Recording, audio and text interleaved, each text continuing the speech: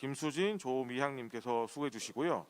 그 문자 통역으로는 AUD 협동조합 임정희, 박보라님께서 수고해 주시고 계십니다.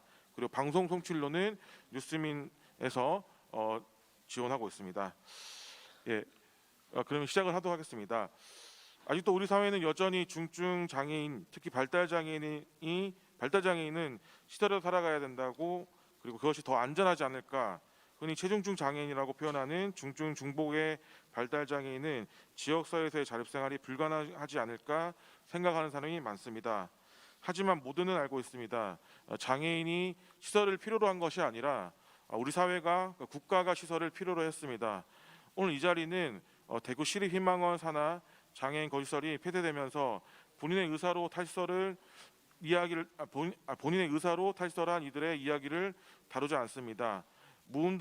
무응답층이라고 분류되었던 다른 시설로 전원을 앞두었던 중증 중복 발달 장애인들 중에 법적인 한계로 대구시의 결정으로 자립생활을 시범적으로 시작할 수 있었던 무연고 구인의 삶의 변화에 대해 다룹니다. 그럼 이 중요한 자리에 이 행사를 열어주실 말씀을 해주실 분들을 소개할까 하는데요. 오늘 대회 개회 말씀을 듣도록 하겠습니다. 먼저 사단법인 장애인적 공동체 대표님이자 대구 장애인 차별협회연대 공동대표님이신 박명희 대표님을 모시도록 하겠습니다. 힘찬 박수 부탁드리겠습니다.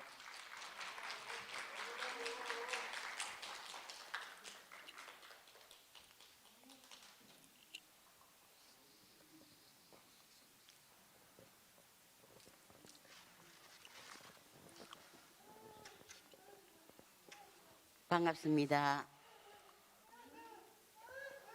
오늘 날씨도 쌀쌀한데 아침 일찍부터 이렇게 준비해 놓으시느라 고생들 많으셨습니다. 오늘 이렇게 성과보고 대회를 하게 돼서 정말 그동안에 이렇게 일을 해오셨던 종사자 여러분께 무한한 감사의 말씀을 드리고 싶습니다. 우리 장애인들이 지체장애인이든 발달장애인이든 장애를 내가 원해서 가졌던 것도 아니었고 이 세상에 어느 몸 그대로 스스로 살아갈 수 있는 권리를 장애인들은 박탈당한 일이 너무나 많았었습니다. 그것을 이제 밀치고 탈시설도 그리고 우리가 사는 세상을 만들어 가는데 정부에서는 정말 예산 넘는 탈시설을 얘기하시고 지원이 참 많이 빠듯한데도 이렇게 밖을 나오신 우리 시설에 계시다 나오신 장애인들이 스스로 살아가시면서 모습이 변해가는 모습을 보면 좀 더 일찍 나오셨으면 이 세상에 살아가는 의지를 정말 가지셨을 건데 힘없는 눈을 봐도 그렇고 생각 없이 하늘을 보는 것도 눈을 봐도 그렇고 마음이 너무나 아픕니다. 저도 2살 때부터 장애인으로 진짜 중증 장애인으로 휠체어 아니면 리프트 아니면 휠체어도 탈 수 없고 내 한 손 오른손 하나 힘도 없는 이 손으로 운전을 하면서 하루 24시간이 모자랄 정도로 달리고 일을 하는 이게 얼마나 기쁜지 이게 꿈인가 생신가 매일 생각을 하고 살아갑니다. 시설에 계신 그분들도 좀 더 빨리 나라에 지원이 되고 또 그분들이 24시간에 활동지원소에 케어만 있다면 부모님들이 왜 반대를 하시겠고 그 안에서 있으라고 얘기를 하시겠습니까? 그러한 지원들이 다 이루어지는 그런 세상을 꿈꾸며 그 세상을 만들기 위해서 열심히 하겠습니다. 감사합니다. 네, 감사합니다. 누구보다 장애인 당사자로서 동료들과 함께 지역사회 평범하게 살아가는 세상을 만들고자 하는 대표님의 말씀이었습니다. 감사합니다. 예, 다음은 인사 말씀 듣도록 하겠습니다. 함께하는 장애인 부모회 회장님이시자 역시 대구 장애인 차별협회연대 공동대표님이신 전은혜 회장님을 힘찬 박수로 모시도록 하겠습니다. 예, 감사합니다.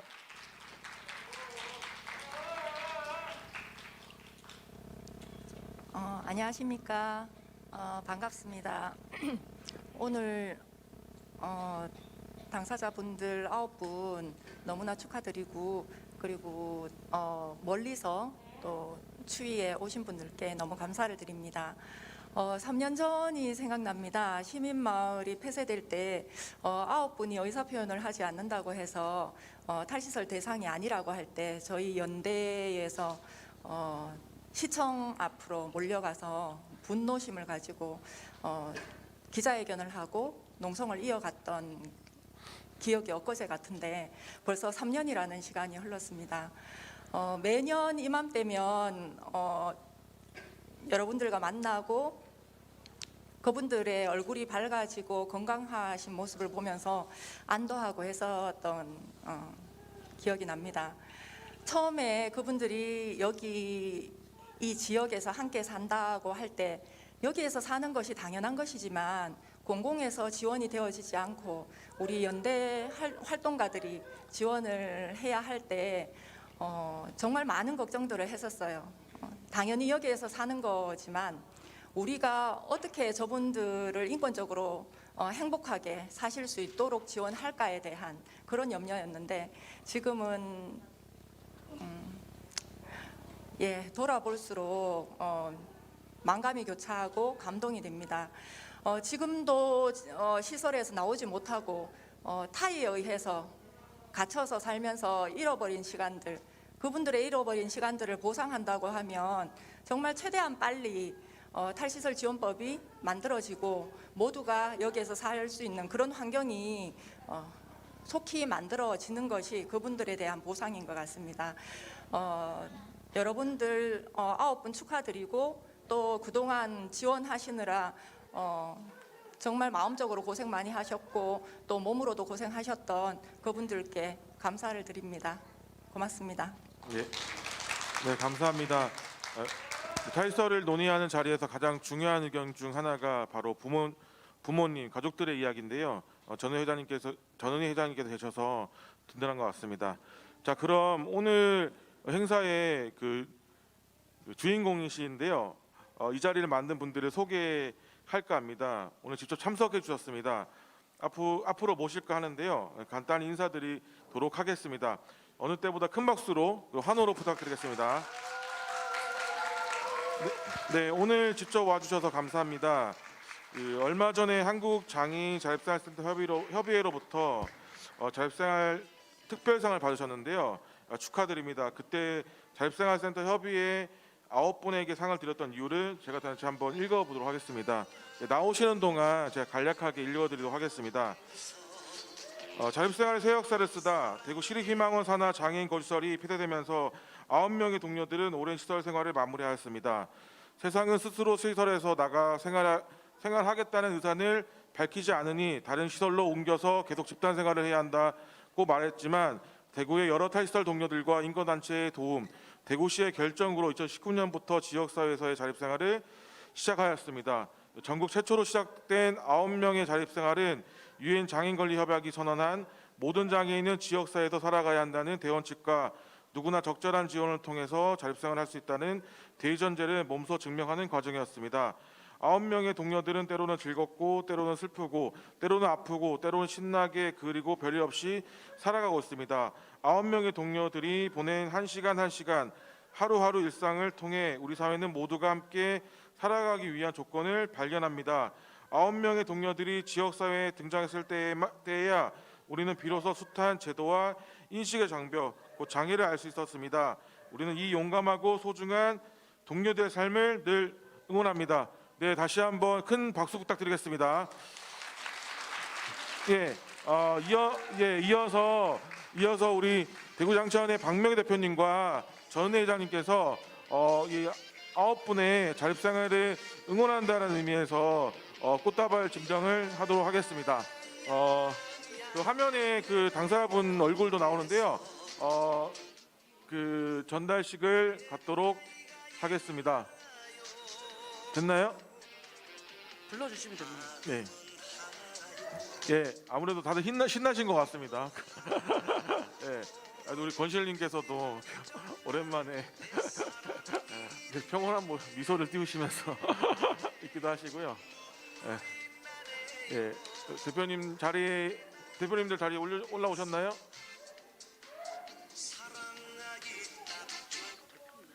예, 여기 여기 참가자분들 잠깐만 뒤로 좀 하도록 하겠습니다. 예, 아우 너무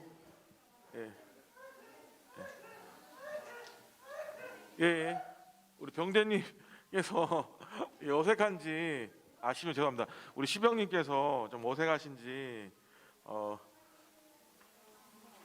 이게 빨리 진행하도록 하겠습니다.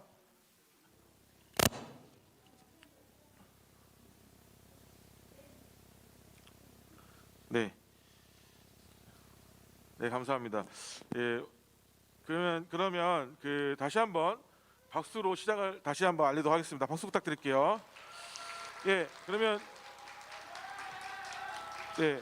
첫 번째 그 꽃다발 전달을 해주실 분은 권실님이십니다. 대표님께 앞으로 와주시면 좋을 것 같고요. 네, 권실 축하드립니다. 감사드립니다. 네.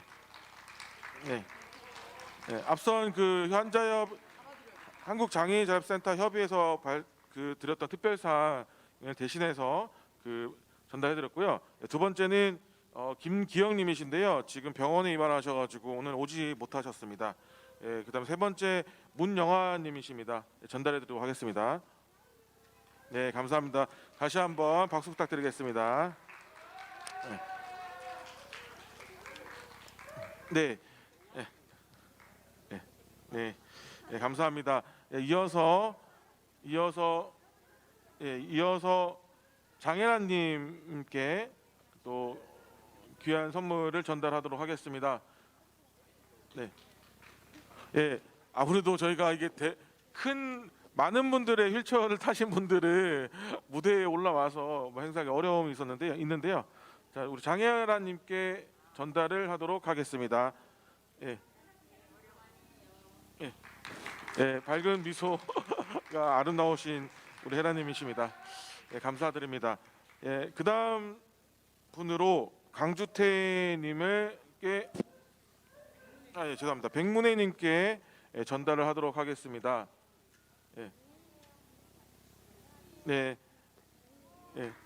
감사합니다.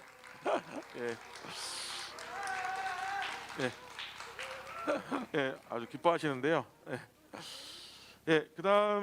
그다음 분은 강주태님이십니다. 시설에 계시다가 나오셔서 본인의 이름도 찾으신 분이신데요. 주민등록상 강주태님으로 이름이 돼 있는데 감사합니다. 박수 부탁드리겠습니다.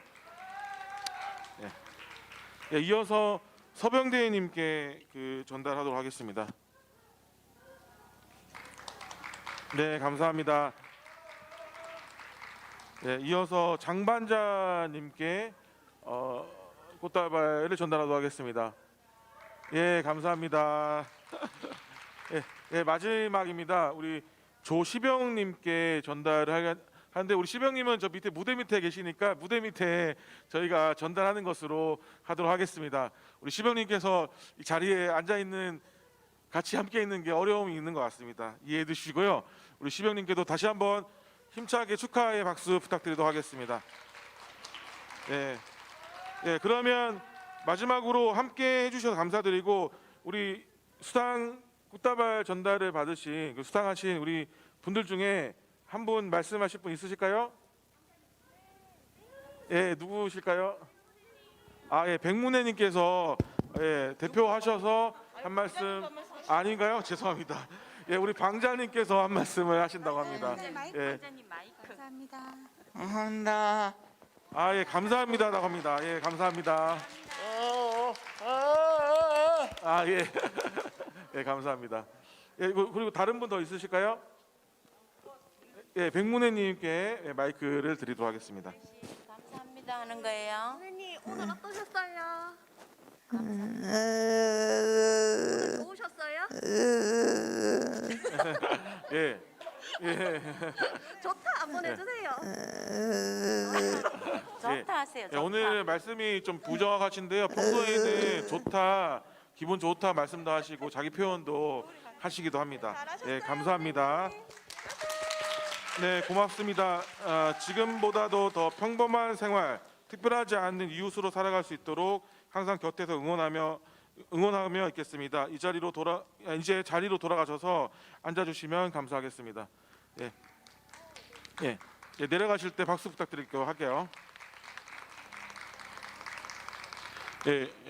그럼 마지막으로 오늘 이 자리에 직접 참석하지 못하셨지만 영상으로나마 영대와 축하 인사를 전해주신 분들을 만나도록 하겠습니다. 영상 축사로 더불어민주당 최혜영 국회의원님, 정의당 장혜영 국회의원님, 한국장애인 자립생활센터 협의회 최용기 회장님, 전국장애인차별협회연대 권달주 상임공동대표님이 함께해 주셨고요. 네 분의 말씀을 영상으로 이어 감상하도록 하겠습니다. 반갑습니다. 더불어민주당 국회의원 최혜영입니다. 이번 발표는 중증 중복 발달 장애인의 탈시설 이후 변화한 삶을 모두에게 공유하는 자리라고 들었습니다. 2018년 대구 시립 희망원 산하 장애인 거주시설 폐쇄 이후에 지역사회에 자립해 살아가고 계시는 중증 발달 장애인 분들의 삶을 살피고자 합니다.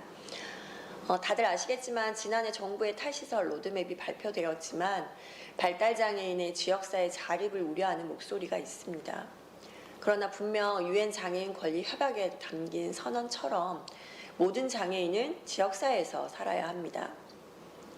책임을 가족에게 전가시키는 것이 아니라 국가의 주도적인 움직임과 정책 아래 우리 모두 함께 더불어 살아가는 지역사회를 만들어야 합니다.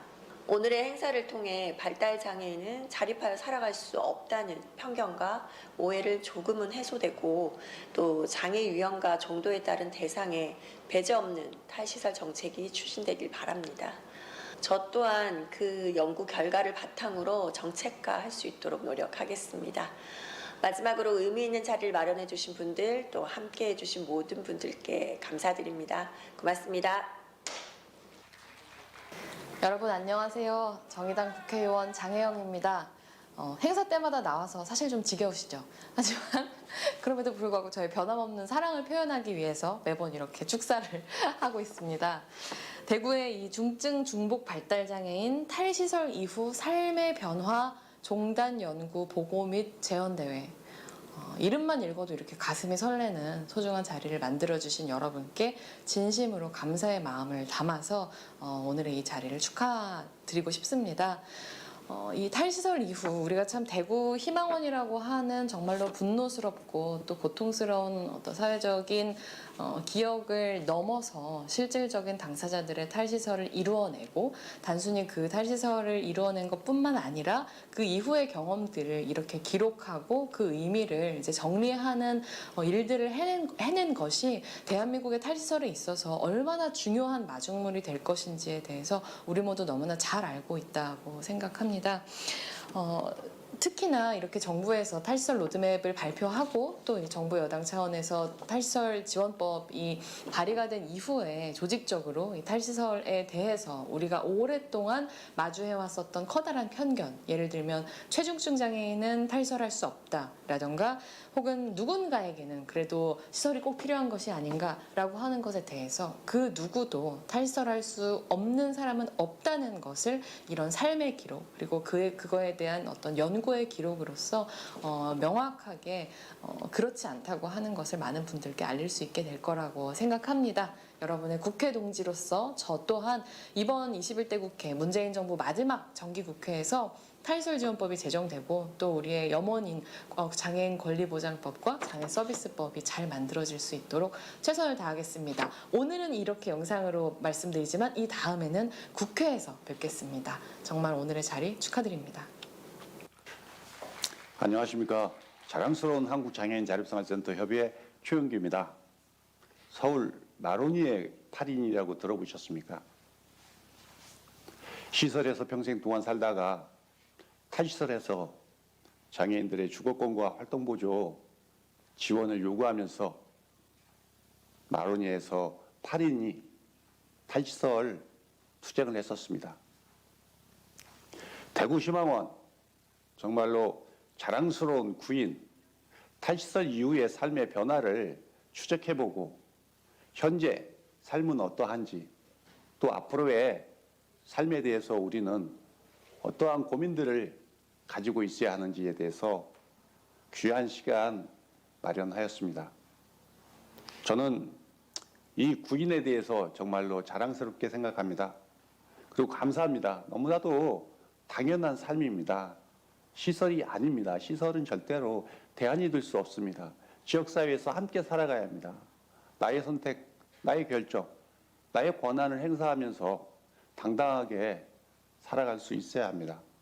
그러기 위해서는 여러 가지 지원 체계가 또 갖춰져야 합니다. 하지만 아직도 부족한 점들이 너무나 많습니다. 그래서 우리는 이러한 삶의 변화를 추적해서 이후에 어떠한 지원 체계가 필요한지를 함께 공유하고 고민하고자 합니다. 이 구인에 대해서 정말로 저는 감사한 마음을 드립니다. 그리고 지난 삶보다도 더 지금의 삶에 있어서 나의 삶의 질이 향상되었을 거라고 생각합니다. 만족도도 더 높을 거라고 생각합니다. 앞으로 더불어서 지역사회에서 함께 살아갔으면 좋겠습니다. 감사합니다. 안녕하세요. 전국장애인 차별철폐연대 공동대표 권달조입니다. 탈시설한 중증 발달 장애인의 삶의 변화 및 종단 연구 보고 재연대 개최를 축하드립니다. 또한 오늘 행사를 위해 준비하느라 고생하신 모든 분들 노고에 감사 인사 전합니다. 대구 희망원 인권 문제 비리가 세상을 떠들썩하게 하였고 우여곡절도 많았습니다. 결국 폐쇄 조치되었고 대구 동지들 투쟁의 승리였습니다. 하지만 시설 폐쇄는 시작에 불과했고 중증 장애인들의 지역사회에서 살 수 있는 시스템이 미비한 현실에서 인프라 구축 실현을 위한 대구시를 상대로 국회를 상대로 빡시게 싸웠던 지난 날들이었습니다. 그리고 오늘 지난 3년 동안 탈시설한 당사자들의 지역사회에서 변화된 삶들을 공유해보고 앞으로 중증 장애인들이 지역사회에서 살아가기 위한 보완책들은 무엇인지 토론을 통해 좋은 의견들이 개진되리라 봅니다. 우리가 인간을 중요시하는 시대에 살고 있다지만 아직도 장애인 거주 시설에서는 학대나 차별 같은 인권 침해가 만연해 있습니다. 언제까지 대안도 없는 때인 지역사회에서 함께 살기 위한 탈시설 지원법이 조속히 제정돼야 할 것입니다. 그래서 인간답게 살 권리, 인지가 부족해도 연구가 없어도 시설에 갇히는 것이 아니라 사람의 존귀한 인격체로 살아가는 세상 앞당겼으면 좋겠습니다. 그리고 대우장차연 활동가분들의 발달장애 정책들을 선도적으로 추진해 가고 있는 것에 늘 부럽게 생각합니다. 다른 지역의 롤 모델이 될 수 있도록 함께 힘모아 만들어 갔으면 좋겠습니다. 감사합니다.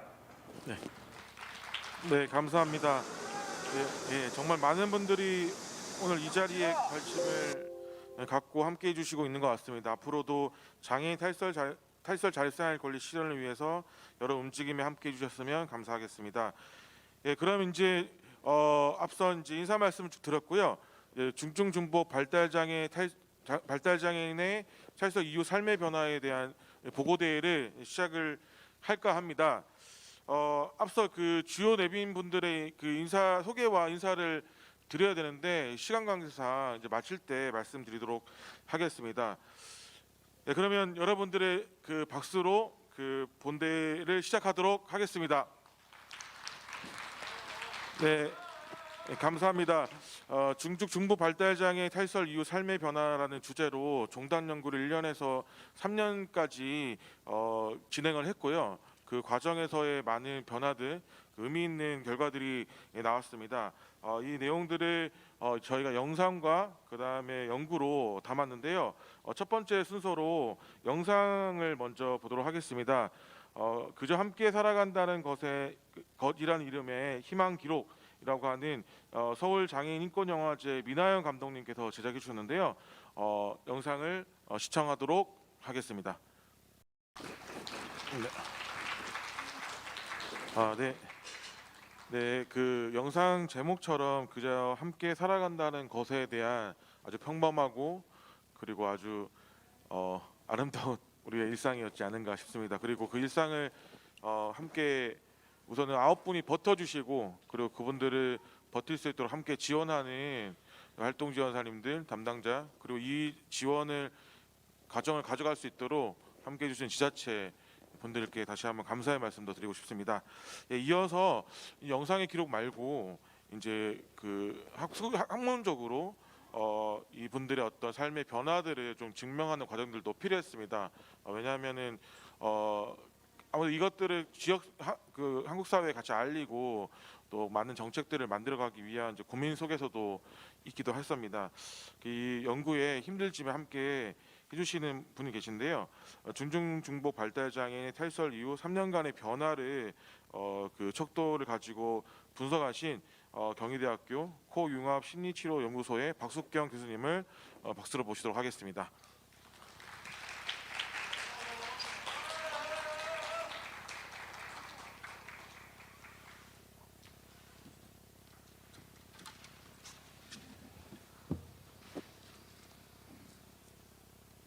잠깐 빼도 될까요?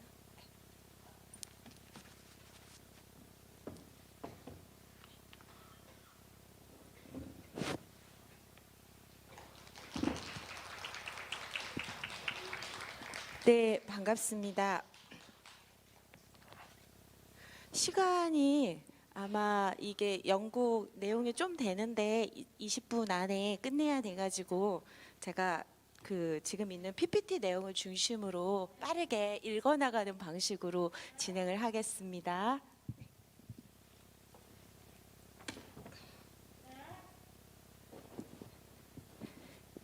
네, 중증중복 발달장애인의 탈시설 이후 삶의 질 변화에 대한 3차년도 이제 연구고요. 지금 이제 종단 연구라고 해서 저희 계획에는 이분들이 지역사회에서 살아서 마지막 한 분이 사실 때까지 계속 진행해 나가고 싶은 계획입니다. 왜냐하면 인간의 삶이라는 것은 단시간에 그 사람의 삶이 어떻게 바뀌는지 알 수 없기 때문에 그래서 이제 이런 연구를 하게 됐고요. 제가 읽겠습니다. 집단적인 시설 보호는 장애인을 사회로부터 격리시켜 사회 구성원으로서의 지위를 박탈하고 개인의 꿈을 실현하고 발달할 권리를 침해합니다. 그래서 이제 탈시설은 전 세계적으로 장애인 복지 정책의 핵심 의제가 됐고 서구 국가들에서는 이미 1970년대부터 시작이 됐고요. 국내 탈시설은 2000년 이후에 장애인 단체의 문제 제기와 요구로 시작이 되었고 이에 영향으로 서울시가 2013년을 필두로 대구시, 부산시, 인천시, 광주시 등에서 탈시설 추진 계획이 수립되고 발표되었습니다. 현재 시설 거주 장애인 중 약 78%가 발달 장애인이세요. 그런데 대구시의 경우에 1차 탈시설 추진계획 추진 결과 거주시설 입소자가 2015년에는 1,575명이었는데 2018년에는 1,349명으로 일단 14.3%가 감소는 했어요. 그런데 그리고 이제 거주시설 한 개소가 희망원이 이제 시민마을이 폐쇄가 됐지요. 그러나 시설 거주인 중 발달장애인 비중은 75.2%에서 현재 81.4%로 그러니까 무슨 얘기냐면 낙하시긴 하는데 중증 발달 장애는 계속 시설에 남겨지고 있다 이런 얘기입니다. 그래서 중증 발달 장애인은 지역 사회가 위험하고 자립 생활이 불가능하다. 실제로 지금도 국가가 탈시설 정책 방법과 이런 부분들을 발표했지만 욕구 조사를 통해서 욕구 표명이 불가능한 사람들은 시설에 남는 이 사람들의 다리부지를 확인하기 어렵다 이래서 지금 논란이 되고 있는데요. 네. 그래서 이제 이 문화적으로 자리 잡은 이 발달 장애인, 중증 장애인에 대한 사회적 배제, 본인의 의사와 관계없이 입소하는 것과 마찬가지로 본인의 의사와 관계없이 애초 탈시설 정책의 대상에서 자연스럽게 제외되거나 예외적으로 취급되어 있습니다. 이 발달 장애인에게 적합한 지원 환경 및 방법 따라서 인프라가 부족하고요. 아까 영상 내내 공감이 많이 갔고 뭉클하고 그랬는데 그 마지막에 우리 김현희 선생님이나 이선희 팀장님 얘기하시지만 여전히 이런 상황이 어렵고 힘들지만 그럼에도 불구하고 유보하거나 멈출 수 없는, 그래서 이렇게 나오시기 때문에 변화가 만들어지고 있는 것 같고요. 그런데 그 변화의 의미가 무엇인지를 우리 사회는 사실은 실증적인 조사도 필요하죠. 그러나 입증해야 하는 그런 상황도 있는 것 같습니다. 그래서 이 연구는 그러한 여러 가지 배경을 가지고 실제 시작이 되었고요. 그래서 이 연구는 3가지 질문을 갖고 시작이 됐습니다. 첫 번째 질문은 첫째, 탈시설 이후의 당사자들의 삶의 질은 어떻게 변화하는가? 둘째, 탈시설 이후 삶의 의미를 어떻게 인식하고 있고 탈시설 이후 좋아진 점은 무엇이고 탈시설 이후 어려운 점과 추가로 필요로 하는 지원 내용은 무엇인가? 이 2가지를 가지고 시작했습니다. 선행 연구는 넘어가도록 하겠습니다. 궁금하신 분들은 읽어보시고 또 텍스트 본문을 보시면 좀 더 자세한 내용도 있습니다. 이 연구는 2019년 6월에 시작이 됐고요. 2021년 현재까지 진행 중입니다. 연구 대상은 대구시립 희망인, 요거는 그냥 넘어가겠습니다. 다 아시니까. 그리고 이제 의뢰 기관은 대구사람 장애인 자립생활센터와 다리돌 장애인 자립생활센터에서 아마 자비로 지금 지원하고 있는 것으로 알고 있고요. 연구비는 많진 않습니다. 전체 300만 원 연구비를 갖고 하고 있어서 아마 장기 연구를 하게 되면 펀드를 좀 따야 될 것 같아요. 그 연구는 지금 제가 얼마 전에 하여튼 코융합 심리 치유 연구소라고 중증 발달 장애인 분들을 지원하는 여러 가지 심리 프로그램들을 만들고 있습니다. 그리고 미국의 센터 포 아웃컴 어널리시스라고 이 연구의 대표적인 그 세계적인 학자인 코노이 박사님이 책임자로 있는 연구소 2개 기관에서 진행을 했고요. 책임 연구자하고 그다음에 이제 그 공동 연구진은 아래와 같습니다. 네. 자료 수집은 아까 그 센터 포 아웃컴 어널리시스라고 하는 성과 연구소에서 오랫동안 이 연구를 이제 추진하면서 의사소통이 어려운 발달 장애인 분들의 삶의 질을 최대한 당사자의 의사를 반영한 연구 방법으로 만든 척도가 있어요. 그래서 이 척도가 거주 서비스에서의 발달 장애인의 삶의 질 측정 도구라고 하고 줄여서는 우리가 PLQ라고 하는데 이 COA PLQ를 활용을 했고요. 2번째 방법은 구체적으로 어떤 삶의 의미나 이런 거는 이걸로만은 알 수가 없기 때문에 저희가 그 인터뷰를 했고요. 그 인터뷰에 대해서 개방형 코딩으로 그 주요한 내용들을 코딩하는 방식으로 양적 방법과 질적 방법 2가지가 사용이 되었습니다. 연구에 참여한 사람은 1차 조사 때는 여기 1차 조사에서는 사실 크게 2가지가 이루어지는데 이게 1T, 2T 이거는 이제 첫 번째 테스트고 2번째 테스트라는 의미고요. 하나는 시설 거주 당시에 살았던 거예요. 근데 이게 저희가 미리 연구가 계획된 게 아니어서 시설에 사실 때 들어가서 할 수는 없었기 때문에 1차 조사 당시만 하더라도 직접 몇 개월 전에 시설에서 살고 계셔서 최초 입소하셨을 때의 상황 그리고 시설에서 공통적으로 희망원 내에서 진행됐던 상황들에 대한 데이터를 수집을 했고요. 그다음에 그리고 입주 이후 6개월이 지났을 당시가 어떻게 변화했는지 그리고 그 뒤로 거의 이제 한 18개월인가요? 2020년 6월 24일에 15개월 후에 삶의 질을 연구를 했고요. 그 다음에 28개월 후에 삶의 질. 왜 이게 기간이 약간 들쭉달쭉하냐? 코로나 상황 때문에 너무 이게 심한 상황이 들어갈 수가 없었기 때문에 그래서 약간 초기 빈도는 6개월, 그 다음은 1년 이런 방식으로 지금 진행을 하고 있습니다. 뭐 연구상 큰 차이는 없고요. 여기 이제 참여자는 주로 당사자 9분이신데 이분들 중에 의사 표현이 어느 정도 가능하신 분들도 있고 의사 표현이 불가능하다기보다는 현재 상태로 좀 그것을 이해하기엔 저희가 아직까지는 부족한 이런 부분들도 있어서 이거는 이제 보시면 알겠지만 지원자 19인, 19인, 19인, 17인 약간씩 사람들은 그때마다 지원자들이 다르세요. 그래서 뭐 후견자도 있고 코디도 있으시고 또 다른 지원자들이 있을 수도 있고 다양한 분들이 최대한 이분들의 상황을 잘 아는 분이 모여서 해당 문항에 관해서 가장 내용을 잘 알고 있는 분들이 정보를 제공하면서 계속 그 당사자가 함께 있는 속에서 당사자가 주체가 돼서 상호적으로 계속 그걸 검토하면서 했기 때문에 어떤 특정인의 의견이 주로 반영됐거나 하기보다는 가장 그분의 상황에 대한 것들을 비교적 수집하는 그런 한계 속에서 개발된 그런 방식입니다. 연구 결과를 살펴보면 첫 번째 이제 9인 모두 지적 장애, 의사소통 장애를 동반하고 있고요. 밑에 쭉 보면은 이건 약간 미국의 이제 의사소통 그러니까 장애에 대한 특성인데 왜 제가 이거를 했냐면 이걸 보면 굉장히 다양한 중복 장애를 갖고 있다라는 것을 확인할 수가 있어서 대한민국 우리 그 지표보다 좀 더 구체적이어서 이 부분을 넣었고요. 자, 그다음에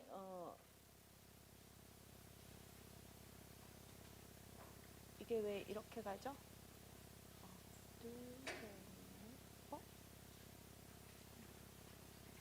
아, 이쪽인가 봐요. 네. 그래서 그렇고요. 시간을 세이브할수록 좋잖아요. 빨리 할게요. 조한준 교수님 굉장히 좋아하십니다. 빨리 이거 끝내시고 서울 가셔야 된대요.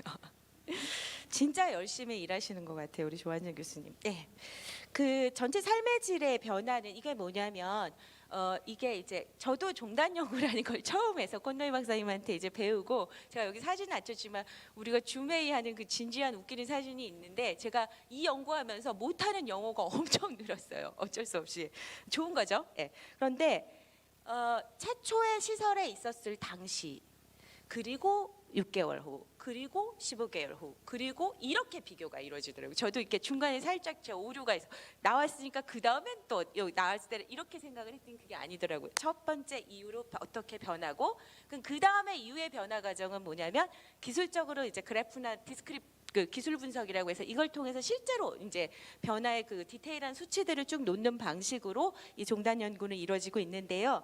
여기서 이제 최초 시설에서 나왔을 때 이것이 통계적으로 의미가 있는가 없는가라는 것을 두 집단 비교라고 하는 이제 T검증이라고 하는 통계 방식을 사용하는데 여기서 저희가 이제 가능했던 게 이 척도 자체는 전체 7개 척도를 보지만 실제 이제 의미 있는 주간 활동에 관련된 거 요거는 워낙 개인적으로의 이제 69.23%, 85.5%, 제가 구체적 수치는 지금 다 말하지 않겠지만 이러한 변화가 있었어요. 사회통합은 제외했는데 제가 이거 디스크립트만 그러니까 기술 분석만 제시를 했고요. 그래서 41.27, 26.2, 25.72%. 예, 이렇게 해서 요거는 늘었다가 코로나 때문에 살짝 줄어드는 경향을 나타냈고요. 그다음에 일상생활에서의 선택과 자율성 이거는 이제 자기결정이죠. 예, 24.65%로 최초 이제 6개월 이후에 늘었다가 다시 좀 올라갔다가 살짝 내려갔다가 예, 이렇게 나타났어요. 그리고 삶의 질 만족도는 19. 그러니까 최초의 0에서 19.64%에서 이게 2차 때 굉장히 많이 올라갔어요. 그리고 살짝 더 내려왔습니다. 예, 그렇지만 이제 시설과 대비해서 전체적으로 굉장히 놀라운 변화를 나타내고 있죠. 그다음에 적응 행동의 경우에는 28점, 이거는 최초 입소했을 때 개인적으로 이러셨다. 그런데 왜냐하면 이제 지원자들이 알고 계셨기 때문에 그 다음에 41.37%로 늘었다가 38.27%로 살짝 떨어졌다가 35.28%로 살짝 떨어졌어요. 요것은 이제 우리가 이렇게 크게 의미가 있진 않아요. 그러나 이제 전체적으로 되게 많이 좋아진 건 시설 대비 좋아졌는데 이게 이제 코로나 상황에 살짝 영향이 있어요. 최초보다가 그랬던 부분은 이런 건 이제 여러 가지 함의가 좀 있고요. 그러나 시설에 있었을 때보다는 전반적으로 긍정적 효과를 나타내고 있습니다. 도전 행동 역시 최초의 10.78% 이거는 이제 숫자가 높을수록 이제 약간 문제 행동 정도가 좀 높은 건데요. 이거보다 4.56%로 떨어졌다가 살짝 5.56, 6.37%.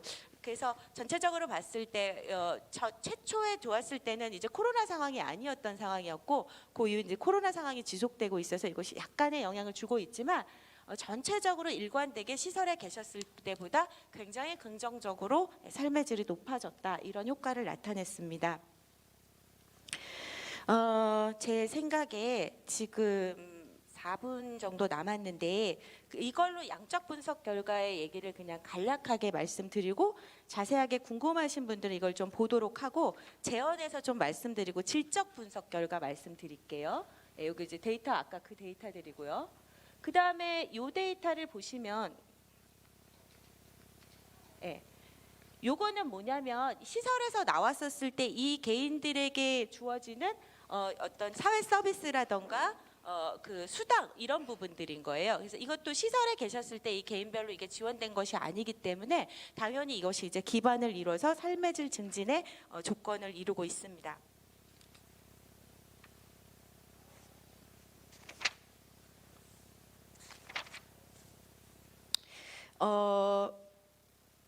조금씩 사람마다 다른데 소득이 평균적으로 54만 8,350원 정도 생계급여 나오고 계시고요. 장애수당 3만 원, 장애인 연금 38만 원인가요? 그래서 보통 총 제가 눈이 잘 안 보여요. 이제 7만 원 정도 됩니다. 그리고 나머지 이런 전체적인 시간들이 약간씩 이제 개인별로 초기에는 거의 획일적으로 똑같았다가 이제 개인별로 약간 차이가 나타나기 시작했고요. 그런 부분들이 이것도 의미 있는 정보라서 연구 자체 이 PLQ 척도에는 있지 않았지만 저희가 이거 수집을 해서 매년 이거를 이제 보고 아마 사회 서비스 상황의 변화에 따라서 개인별 또 변화 상황들이 나타나고 기록될 거라고 생각을 합니다.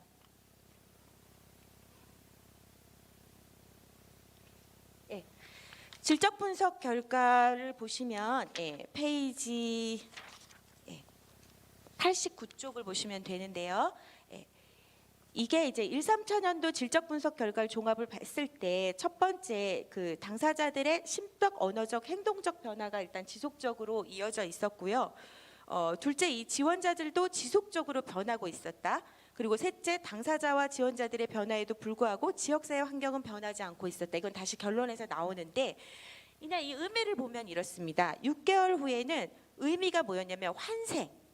이런 얘기. 이 사람 환생 이 얘기는 주로 아무래도 지원자분들이 많이 하셨어요. 앞에 부분은 당사자분들도 많이 응답을 하셨는데 그리고 그 두 번째는 이제 내 집이 흑백에서의 삶에서 색깔이 입혀진 것 같다.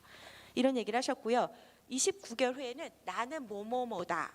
나의 어떤 주체성, 지금 좀 더 이제 개별화된 이런 것들이 강해진 것이 나타났고 이제 좋아진 점 이런 부분들도 이따 재원에서 말씀을 드리겠습니다. 왜냐면 이제 재원에서는 이게 나타나지 않았는데 중간에 살짝 비만이염 증거나 동거인 간의 갈등 부분이 나타났었는데 28개월 후에는 이 얘기가 또 나타나진 않았어요. 이것도 지속적으로 좀 추적해 나갈 필요가 있을 것 같습니다. 지금 제가 이제 여기서 쭉 봤을 때 전체적으로 비슷해요. 지원 요구에 관한 부분들은 뭐 재활과 심리치료, 개인의 어떤 활동 지원, 그 다음에 의료에 관련된 부분, 아까 치과 치료 이런 것도 했지만 지금 다들 노령화되어 계시고 실제로 지원이 많이 필요한데 지역사회 이제 이런 부분들은 좀 준비가 안 돼서 많이 어렵고 지역사회 기관을 이용하려고 할 때도 그런 부분들 때문에 많은 어려움이 있는 것 같고요.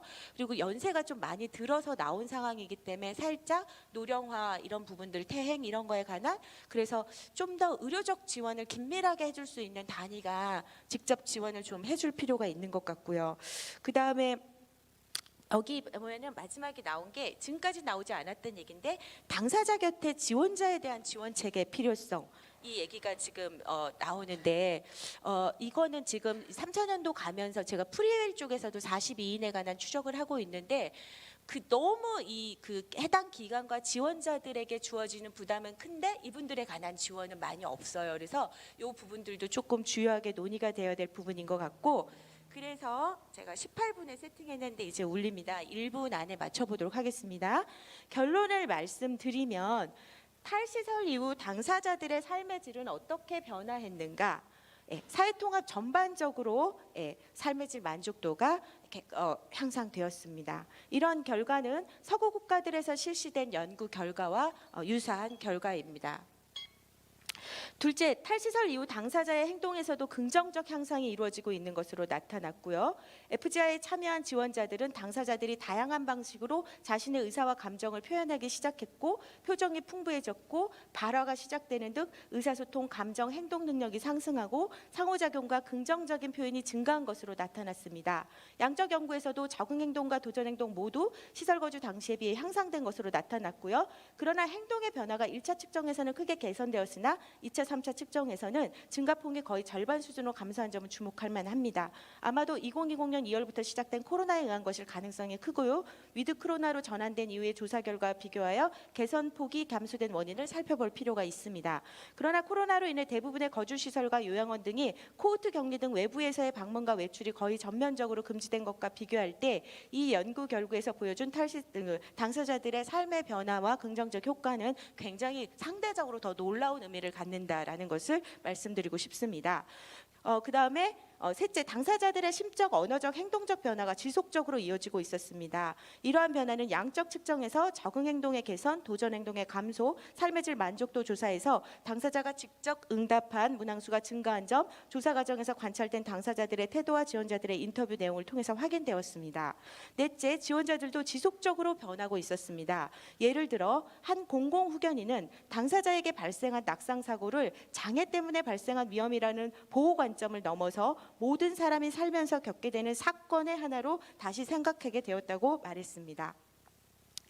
탈시설 이후 삶의 의미를 어떻게 인식하고 있으며 탈시설 이후 좋아진 점은 무엇인가? 첫째, 질적 연구를 통해 드러난 탈시설 이후의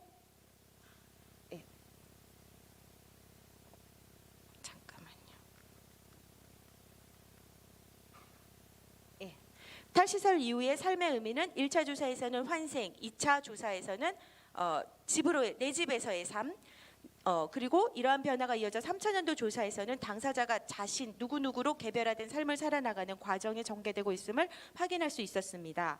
둘째, 탈시설 이후 좋아진 점은 심리적 안정감, 의사표현과 단어 선택 증가, 타인과의 교류와 사회성 향상. 아까 말씀 못 드렸는데 그 관계에 있어서 서비스 제공자들의 비중이 처음에 비중이 약 85% 정도로 올라갔다가 이것이 3차년도에 65% 정도로 낮아지면서 이웃과 친구의 비중이 25%로 다시 늘어났어요. 그러니까 이러한 변화들 되게 의미가 있죠. 어려운 행동 감소와 적응 행동 증가 등이 조사에서 좀 확인이 됐고요.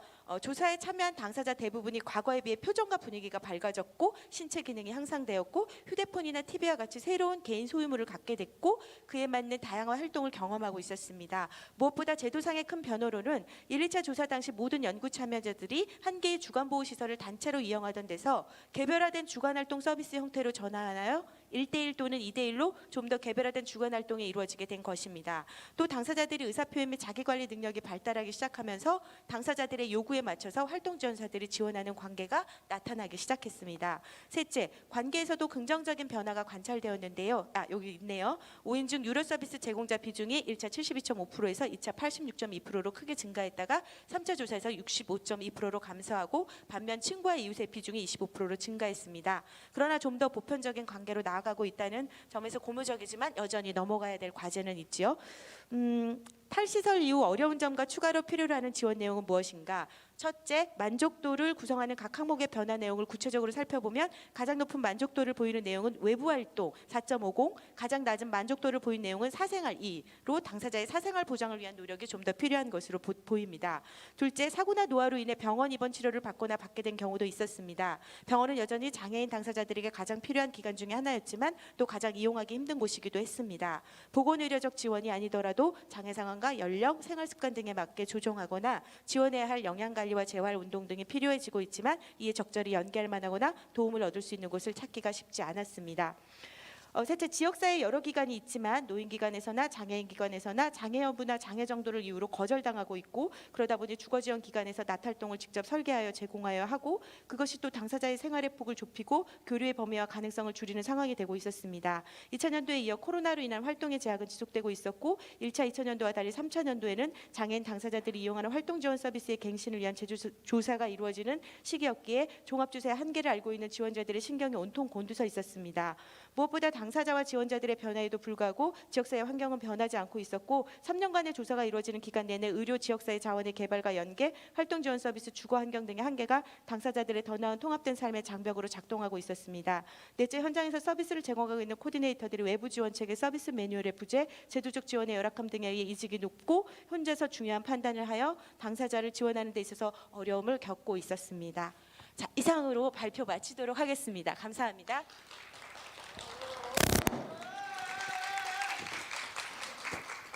네. 너무 짧은 시간에 발표 시간을 드려서 너무나 죄송하고요. 하지만 엑스만 뽑아서 3년의 탈시설 이후의 과정에 대해서 잘 설명해 주셨고 그 과제도 잘 말씀해 주신 것 같습니다. 이어서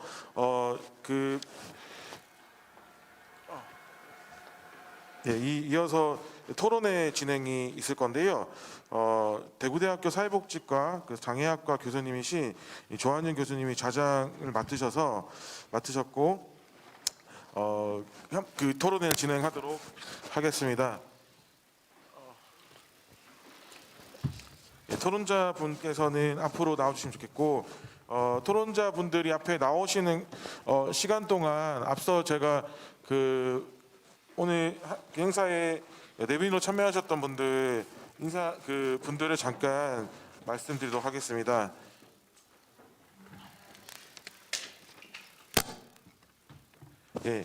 대구 오늘 행사에 많은 분들이 내빈으로 참석해 주셨고 특히 영상으로도 참석을 하고 계십니다. 시간 관계상 짧게 현장에 참석하신 분들만 소개해드리도록 하겠습니다. 이 사업을 진행하는 데 있어서 큰 도움을 주고 계시는 대구시청 장애복지과에서 최대성 팀장님께서 참석해 주셨습니다. 그다음에 대구광역시 사회서비스원 희망마을 하창수님과 김지한님께서 참석하셨고요. 대구 발달장애인 지원센터의 나우열 센터장님 참석하셨습니다. 그다음에 서울 한국장애인 자립생활센터 협의회 백인영님께서 참석하셨고요. 서울 장애인 자립생활센터 협의회 정동 국장님도 참석하시고 계십니다. 그리고 이 외에도 많은 단체 분들이 영상으로 참석하고 계시고 있습니다. 자리에 다 참석하셨으니까 마이크를 조한인 교수님께 넘기도록 하겠습니다. 힘찬 박수 부탁드리겠습니다.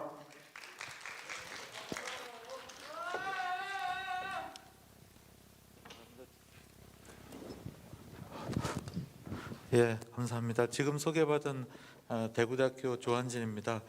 여러분 이 뜻깊은 행사를 맞이해서 지금 방금 우리 민하영 감독님의 탈살한 구인의 삶의 모습을 담담하게 그려낸 감동적인 영상을 봤고요. 이어서 우리 박숙균 교수님의 참 의미 있는 연구였습니다. 의미 있는 연구고 이런 연구 참 하기 쉽지 않은데 또 연구 내용도 풍부하고 하는데 짧은 시간에 하느라고 발표하느라고 고생을 많으셨고요. 여러분 꼭 잊지 마시고 이 연구 양적인 연구 질질 연구 결과를 한번 숙독을 해주시면은 앞으로 이 탈설에 대해서 뭐라고 하는 사람들에게 충분한 반박 논리가 되지 않을까 싶습니다. 부탁드리겠습니다.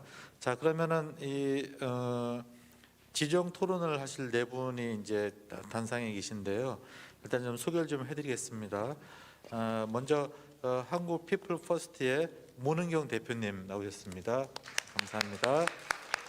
이어서 전국 장애인 부모연대 윤진철 사무처장님이십니다. 감사합니다. 이어서 대구대학교 이동석 교수님이십니다. 자, 마지막으로 중앙장애인 지역사회통합지원센터의 강정배 센터장님이십니다. 네. 모시기 우리 발표자도 그렇지만 토론자들도 참 모시기 힘든 분들 모셨는데 여러분 귀 쫑긋해서 들으시기 바랍니다. 참 귀한 분들 모시긴 했지만 좀 딜레이가 되는 바람에 많은 시간을 못 드리겠고 한 8분 정도로 꼭 마무리해 주시면 감사하겠습니다. 자, 그러면은 가장 먼저 지정 토론으로 한국 피플 퍼스트의 문은경 대표님께서 발달장애의 권리라는 제목으로 토론을 해주시겠습니다. 부탁드리겠습니다. 안녕하세요. 저는 한국 피플버스 대표이자 대구 피플버스 상근 활동가인 문윤경이라고 합니다.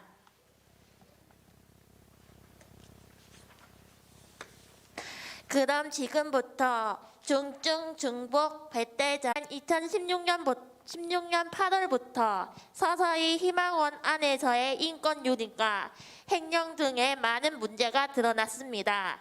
횡령이란 정부, 시청에서 주는 돈을 본인이 마음대로 쓰는 것입니다.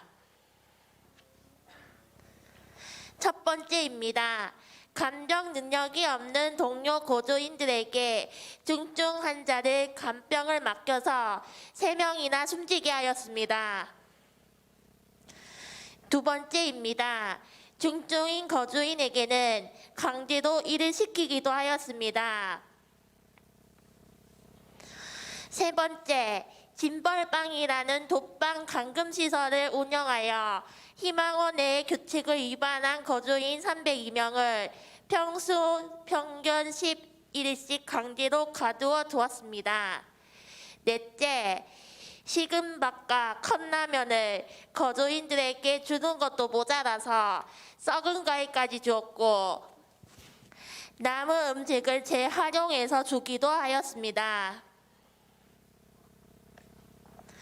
다섯 번째, 기초생활수급 대상자가 아닌 사람 총 177명에 대해서 생계급여를 부당으로 청구하여 총 6억 원에 넘게 부정수령을 하였습니다.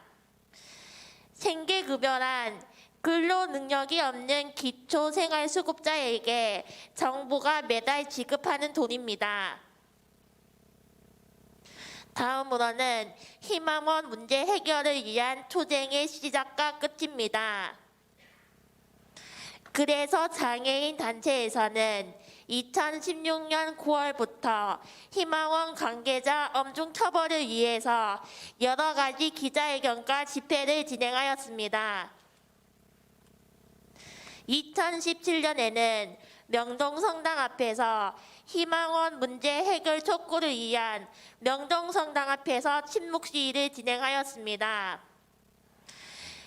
희망원 사태를 제대로 해결하고 탈시설 권리를 보장하라며 3월 30일부터 대구시청 주차장에 천막 농성장을 지었습니다. 드디어 34일간의 농성의 노력 끝에 희망원 문제 해결을 위한 희망 캠프 해단식이 5월 2일에 진행되었습니다. 하지만 대구 천주교 유지재단이 희망원 사건 연루자가 그만두게 하는 것에 대해 합의 내용을 깨뜨렸습니다. 2017년 5월 18일 목요일 오전 11시에 천주교 대구구청 앞에서 천주교 대구대교구 규탄 및 투쟁을 선포하는 기자회견을 진행하였습니다. 2017년 5월 20일 월요일 천주교 대구대교구 건물 앞에서 조한길 대주교 면담 촉구를 위한 농성을 돌입하였습니다. 농성을 하는 도중 경찰과의 많은 충돌로 인해 일부 장애인 활동가가 다치기도 하였습니다. 거기다가 대구시가 탈시설 욕구조사, 무응답자, 자리 불가자는 다른 시설로 옮긴다고 발표를 하였습니다. 2018년 9월 18일 오후 2시에 인권위 앞에서 희망원 거주인 전원 조치에 대한 규탄 기자회견을 진행하였습니다. 희망원 폐쇄를 위한 투쟁의 노력 끝에 드디어 희망원에 거주했던 많은 발달 장애인들이 탈시설을 하게 다음은 중증 발달 장애인 당사자가 탈시설이 필요한 이유에 대해서 이야기하겠습니다. 집단적인 시설 보호로 인해 아직도 시설에서 살고 있는 중증 발달 장애인들이 있습니다. 시설에 살고 있는 중증 발달 장애인들은 늘 똑같은 시간에 일어나고 똑같은 시간에 잠을 잡니다. 외출도 시설 교사의 허락 없이 마음대로 할 수 없고 거기다가 핸드폰도 마음대로 사용할 수 없습니다. 특히 중증 중복 발달 장애인 같은 경우에는 표현이나 의사소통에 어려움이 많습니다. 네 번째, 탈시설을 한 중증 중복 발달 장애인 당사자의 느낌입니다.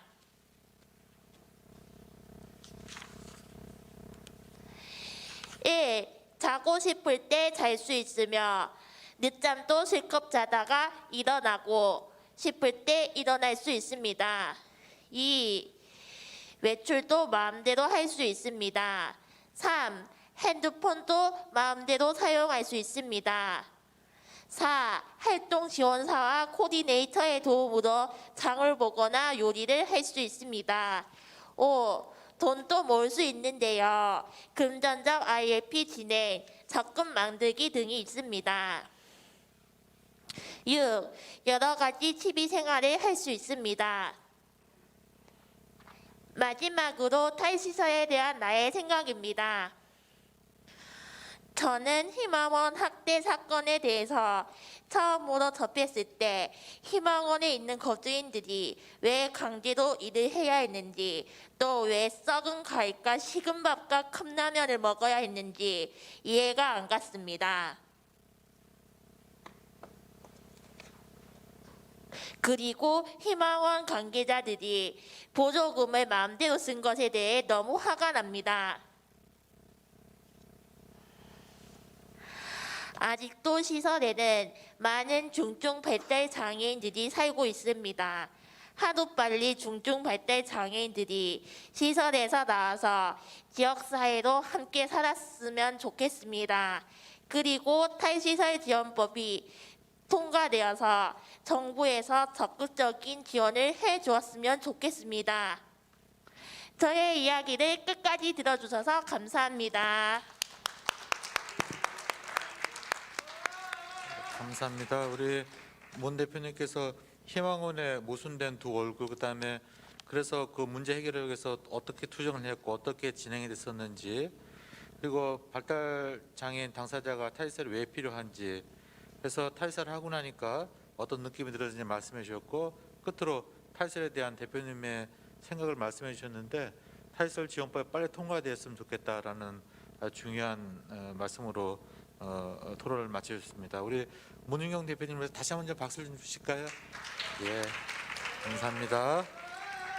자, 그럼 이어서 두 번째 우리 토론자로서 전국장애인 부모연대 윤진철 사무처장님께서 장애인 부모와 탈시설 벽을 높이면 다리가 됩니다라는 제목으로 토론을 이어주시겠습니다. 부탁드리겠습니다. 네, 소개받은 윤진철입니다. 예, 코로나 시기 이후에 이렇게 많은 사람들 앞에서 그 집회가 아닌 공간에서 얘기를 하게 되는 경우도 상당히 오랜만인 것 같습니다. 그리고 이게 이런 주제의 토론회가 그 사실은 중앙 단위에서나 구성될 만한 지금 자장과 토론자분들이 계신 것 같아서 상당히 긴장되는 자리인 것 같기도 합니다. 2016년도에 그 희망원 사태 해결을 위한 뭐 전국 집중 결의대 때 저도 대구에 참여를 했어서 그 상황들이 기억이 납니다. 2016년도 이후에 벌써 이제 몇 년이 지났는데 이 과정 속에서 대구에서 대구 활동가들이 얼마나 많은 활동들이 있었고 그들의 열정에 대해서 진심으로 존경의 마음 전하고 싶습니다. 오늘 그 종단 연구를 박숙경 교수님께서 해주셨는데 물론 이제 많은 내용들이 있었습니다. 보면서 삶의 질이 어떻게 변화되었고 어떻게 나아지고 있는지에 대해서 그 데이터로 연구 결과로서 보여주신 것들도 있지만 사실은 그렇게 나아졌으니 그 연구 결과를 발표했겠죠. 나아지지 않았으면 발표가 되지 않았을 것 같아요. 그래서 그런 내용들을 굳이 언급할 필요는 없을 것 같고 그 결론 및 제언에서 저는 그럼에도 불구하고라는 그 표현이 사실 눈에 띄었습니다. 그럼에도 불구하고라는 부분들이 지금 한국 사회 현실에서 그 중증 발달 장애인들이 단순하게 지역 사회로 나왔을 때, 탈출했을 때 어떤 서비스를 받을 수 있느냐라고 했을 때는 상당히 열악하고, 그것을 메꾸기 위해서 대구에서 어떤 노력들을 했는지 감히 짐작이 되지 않을 만큼 사실 엄청난 활동들이 있었을 거다라고 생각이 듭니다. 그런 의미에서 다시 한번 대구 활동가 분들에게 진심 감사의 마음을 전하고 싶습니다.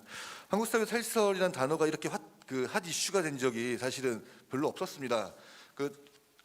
저희가 중앙 단위에서도 장애인 탈시설이라는 단어를 걸고 시설 폐쇄라는 단어를 걸고 뭐 지난 10여 년간 싸워왔지만 이렇게 반대도 많이 나오고 뭐 이렇게 문제의식들도 많이 나왔던 적이 없었던 것 같아요.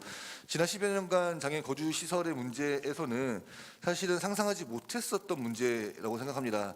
그 시설에서 비리라든가 학대가 있었을 때 그 시설 민주화 운동이라고 해서 그 시설을 어떻게 민주적으로 운영할 수 있을 것인지에 대한 지원 대책을 고민했었고, 그리고 나서 그 이후의 문제들은 그 시설 폐쇄 운동을 진행했는데, 시설을 폐쇄한다로 한들 거기 거주하고 있는 이용자분들이 다 다른 시설로 전원되는 것을 저희는 경험으로 확인할 수 있었습니다. 그 이후 진행되었던 것들이 사실은 이제 장애인 탈시설 운동, 지역사회 전환을 어떻게 시킬 것인지에 대한 고민들이었는데, 그 단어가 등장했을 때만 해도 이게 가능한 일이야? 라고 해서 사실 체감되지 못했었던 사회 이슈가 못 됐죠.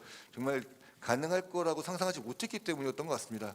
그 가능할 거라고 생각하지 못했던 것들을 대구에서 가시적으로 실현시킨 것들에 대해서 정말 엄청난 활동들이었다라고 생각이 듭니다. 그런데 아직까지 그러면서 탈시설 로드맵이 정부에서 발표되었지만 그 탈시설을 찬성하는 진영에서도 탈시설 로드맵에 대한 문제 제기를 하고 있고, 탈시설 반대하시는 분들께서도 탈시설 로드맵에 대해서 상당히 많은 반대를 하고 있습니다. 이에 대해서 같이 얘기를 해봤으면 좋을 것 같습니다. 시설 거주인의 약 80%가 발달장애입니다. 시설 거주인의 약 80%가 발달장애이기 때문에 발달장애 정책은 시설 거주인의 탈시설 정책에 직접적 영향을 미칠 수밖에 없습니다. 발달장애인 지역사회에서 살아가기 위해서는 가장 기본적으로 지원이 필요할 수밖에 없는데, 20세 이상 발달장애인 중에 약 70%가 하루 평균 5시간 이상 부모로부터 지원을 받고 있고, 이 중에 약 40% 정도는 하루 평균 10시간 이상을 부모로부터 지원받고 있다라고 합니다. 한국 사회 대표적인 장애인 대인 서비스인 활동 지원 서비스가 그 장애 등급제 중형 단순화 폐지에 따라서 종합조사표로 계약적으로 도입되었는데, 약 2년 정도를 봤을 때 이번 국정감사에서 최영 의원실에서 발표한 자료를 보면 갱신된 분들이 44,000명인데 44,000명 중에서 약 16% 정도가 7,000명 정도가 활동지원 서비스 시간이 하락되었고, 약 1.1%인 477명은 수급 자격조차 탈락한 것으로 나타났습니다. 그리고 특히 발달장애인은 전체 하락한 장애인 중에 약 50%, 전체 탈락한 장애인 중에 약 61% 정도를 차지하고 있는 만큼 발달장애인의 피해가 상당히 극심하다라고 얘기할 수 있을 것 같고, 종합편정표가 1구간부터 15구간 그리고 구간 외까지 있는데, 발달장애인의 약 지적 장애인의 95%, 자폐성 장애인의 97% 정도가 12구간 이하, 12, 13, 14, 15구간에 다 몰려 있습니다. 하루 평균 몇 시간인가요? 하루 평균 6시간 이상을 지원받는 사람들의 비율이 전체 발달 장애인 중에 약 5%, 3%에 불과하다라는 것을 알 수 있습니다. 그러니까 기본적으로 종합 판정표로 갱신했을 때 발달장애인 이용할 수 있는 시간이 하루에 2시간부터 하루 5시간, 여기에 범위에 거의 대부분이 몰려 있다라는 것을 저희는 데이터로 확인할 수 있었습니다. 그래서 이 모든 것들은 기본적으로 대인 서비스의 모든 것들이 지원되고 있지 못하다 보니, 제대로 된 서비스 공급되지 못하다 보니 모든 부담들은 가족에게 전가되거나 아니면 서비스 방치 상태에 놓여 있다라고 얘기할 수 있을 것 같습니다. 2018년도 9월달에 정부에서 처음으로 발달장애인 생애주기별 종합대책이라는 것을 발표했었습니다. 이 내용에 담겨 있는 내용들이 어떤 의미냐, 어떻게 실행되고 있느냐의 문제는 좀 다른 형태겠지만, 이 발표는 발달 장애인에 대한 지원의 책임이 국가에 있음을 선언한 중요한 의미를 가지고 있다라고 저는 생각합니다. 기존의 발달 장애 지원 체계를 계속 유지하면서 약간의 서비스를 신설하거나 기존 서비스를 일부 확대한 것, 뭐 그것에 불과했지만 그 지원의 책임이 가지고 있는 것이 아니라 국가에 있다라는 것을 전 선언했다라는 의미가 있다고 생각되어지는데요. 그 발달 장애인이 탈시설을 한다라고 했을 때 기본적으로 하루 24시간을 설계를 어떻게 할 것이냐, 지원 체계를 어떻게 구축할 것인지에 대한 고민을 나눠야 된다고 생각합니다. 사실 보다 촘촘하게 다양한 서비스들이 있어야 되는 것들은 사실이지만 워낙 없는 체계 내에서 크게 듬성듬성 얘기한다고 하더라도 지금 뭐 대구에서 진행했었던 주거의 문제들, 주거 유지 서비스를 어떻게 지원할 것이냐, 그 자가에서 진행할 것인지 어떻게 할 것인지에 대해서 주거의 문제들에 대한 지원과 낮 활동 시간을 어떻게 보장할 것인가의 문제과 그리고 일을 할 수 있는 사람들한테는 어떻게 고용을 보장할 것인가의 문제들, 일을 할 수 없다라고 했을 때 소득 보장 어떻게 지역 사회에서 안전하게 살기 위해서 소득 보장 정책을 어떻게 구현할 것인가의 문제들, 뭐 이런 것들이 듬성듬성이지만 최소한 이런 것들이 구성되어야 나머지 얼개들을 맞출 수 있다라는 생각이 들고요. 그리고 낮 활동 지원이라고 했을 때 뭐 활동 지원 서비스라고 하더라도 현재 노동 강도, 중증도 를 전혀 고려하지 않고 동일 단가에 지원되는 형태에서 전문 활동 지원 서비스, 그러니까 동요적 행동이라든가 등등에 있는 분들한테는 전문 활동 지원 서비스가 보다 정착되고 보다 많은 수가들을 지원할 수 있는 형태들로 개편될 필요가 있겠다라는 생각이 듭니다. 그리고 행동 지원과 관련된 문제들도 필요시 지원될 수 있고 보다 촘촘한 고민들이 좀 있어야 된다라고 생각이 듭니다. 위에서 확인한 바와 같이 우리 사회에서 발달 장애인이 지역 사회에서 살아가기에는 부모와 가족의 지원 없이는 사실상 불가능한 조건에 처해 있습니다. 그래서 일부 장애인 거주시설 이용자 부모님들은 시설 폐쇄는 가족에게 죽음과 같다라고 이야기를 하십니다. 저는 이 말이 전적으로 틀린 말이라고 생각되어지지 않습니다. 여전히 지역 사회는 정글보다 더 열악할 수도 있기 때문입니다. 그런 맥락에서 희망원에서 탈시설하여 지역사회에 정착하도록 지원 아끼지 않은 대구 지역의 활동가 분들의 노력이 어떠했는지 짐작만 할 뿐입니다. 이 말은 다시 말하면 활동가들의 특별한 노력이 아니면 지역사회에서 안전하게 살아가기에는 여전히 어렵다는 얘기입니다. 그럼에도 불구하고 장애인뿐 아니라 모든 사람이 헌법에 보장된 거주 이전의 자유가 보장되어야 되고 본인의 욕구와 특성에 따라서 필요한 서비스를 지원받을 수 있어야 됩니다. 또 본인의 의사결정 능력에 따라서 위험할 권리 또한 보장되어야 됩니다. 정부는 이 발달장애인의 위험할 권리 앞에 모래를 깔아서 크게 다치지 않게 다시 일어날 수 있도록 지원 대책을 마련해야 됩니다.